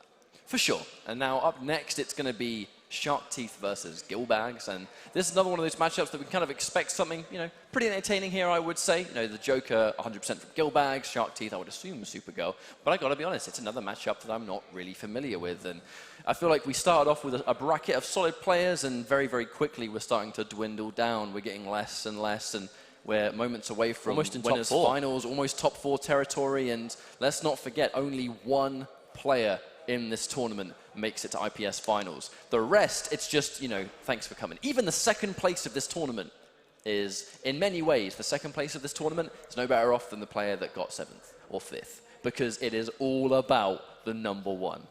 And that's the only thing that matters. You know, there isn't prize money today. It is all about you get first place, you make the IPS finals. That is truly the only position that matters. You know, this is a first place show today. And while it is impressive to make this event, it's impressive to get far in this event because of the nature of every competitor here being a killer in their respective region. #1, that is what you want today. And slowly but surely, we are weeding out players one at a time, and we are this close to seeing our top 4. All right. We'll see the button check's probably taking place right now. In terms of how to call this one, again, it's very hard to give a prediction because we know that Sharkteeth is really sick, but at the same time, he doesn't have... I mean, again, I don't even think there's Middle Eastern Joker players. This is going to be one of those running themes, I think, where Gil Bags, we were worried about his lack of Enchantress experience, and he looked clearly very knowledgeable.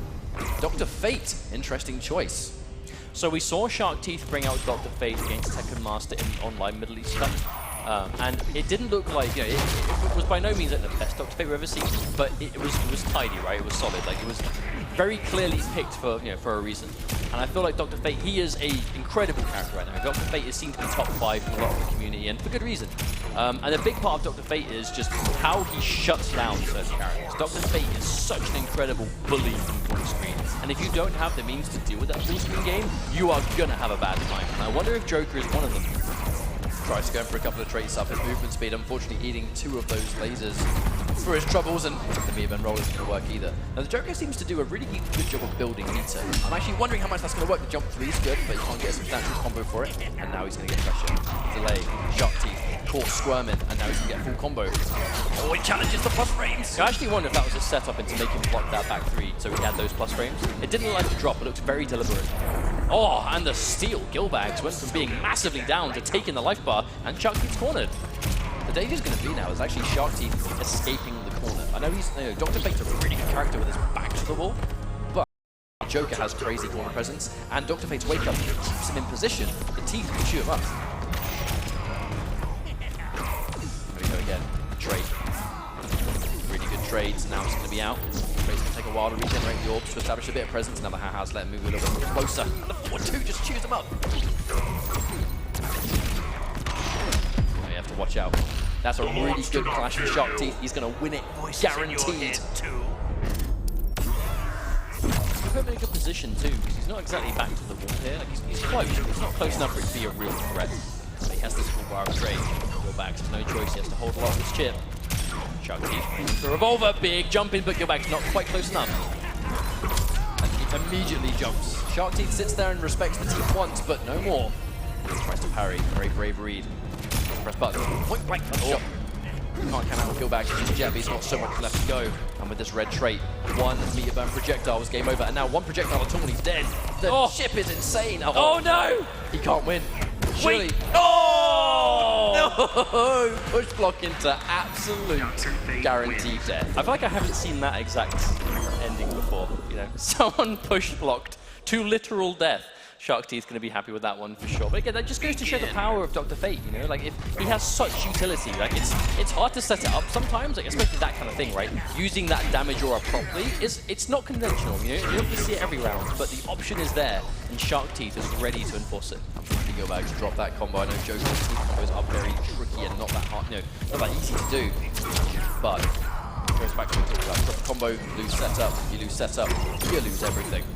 Giving Sharkteeth this positioning in the middle to do what he wants to do. Very slow game now. And you have no choice. Against these defensive characters, you've got to be so careful. Every step counts, because 1 projectile, you're pretty much back where you started. You can see the tear with Gil Bags. He has to enforce this revolver. If he chooses to not shoot, Sharkteeth is just going to get that full screen game, and this is what we'll see. when Dr. Fate gets, when he gets the edge in the zoning war, that's when it becomes a huge problem. Because his projectiles, they're so fast, they do so much damage, you can't really crouch them at a lot of ranges, and the orb, again, it really adds insult to injury. It's just such a difficult character to deal with in that zoning department. The second he gets the edge, you're going to be struggling. So you have to pretend if you can. And we got the revolver. Terrible projectile. Wake up jump from Sharkteeth, but Gil Bags able to stop it. And that's going to be it. Gil Bags, this is where he needs to keep Sharkteeth. Gets 2 bars and a trait. The deal breaker in the previous game was Clash, wasn't it? And it was allowed that full screen to be forced, because that's what Clash does. And jumping over the forward 2. That's why the meteor burn roll happened. I think Gil Bags does not want to give Sharkteeth full screen. He's going to take a lot of damage and chip getting in, but this side versus left side, all day, every day, he'll take it. But unfortunately, Gil Bags did have to use a lot of bar just to keep Sharkteeth in the corner. Sharkteeth over to Clash, spending nothing. Favors the bar over the health at this point. Bar, we've seen how dangerous those meteor burn projectiles can be exactly for that reason. And now he's got trait. That's the danger. Sharkteeth pops this trait, it could be the game over. Challenges it with disrespect.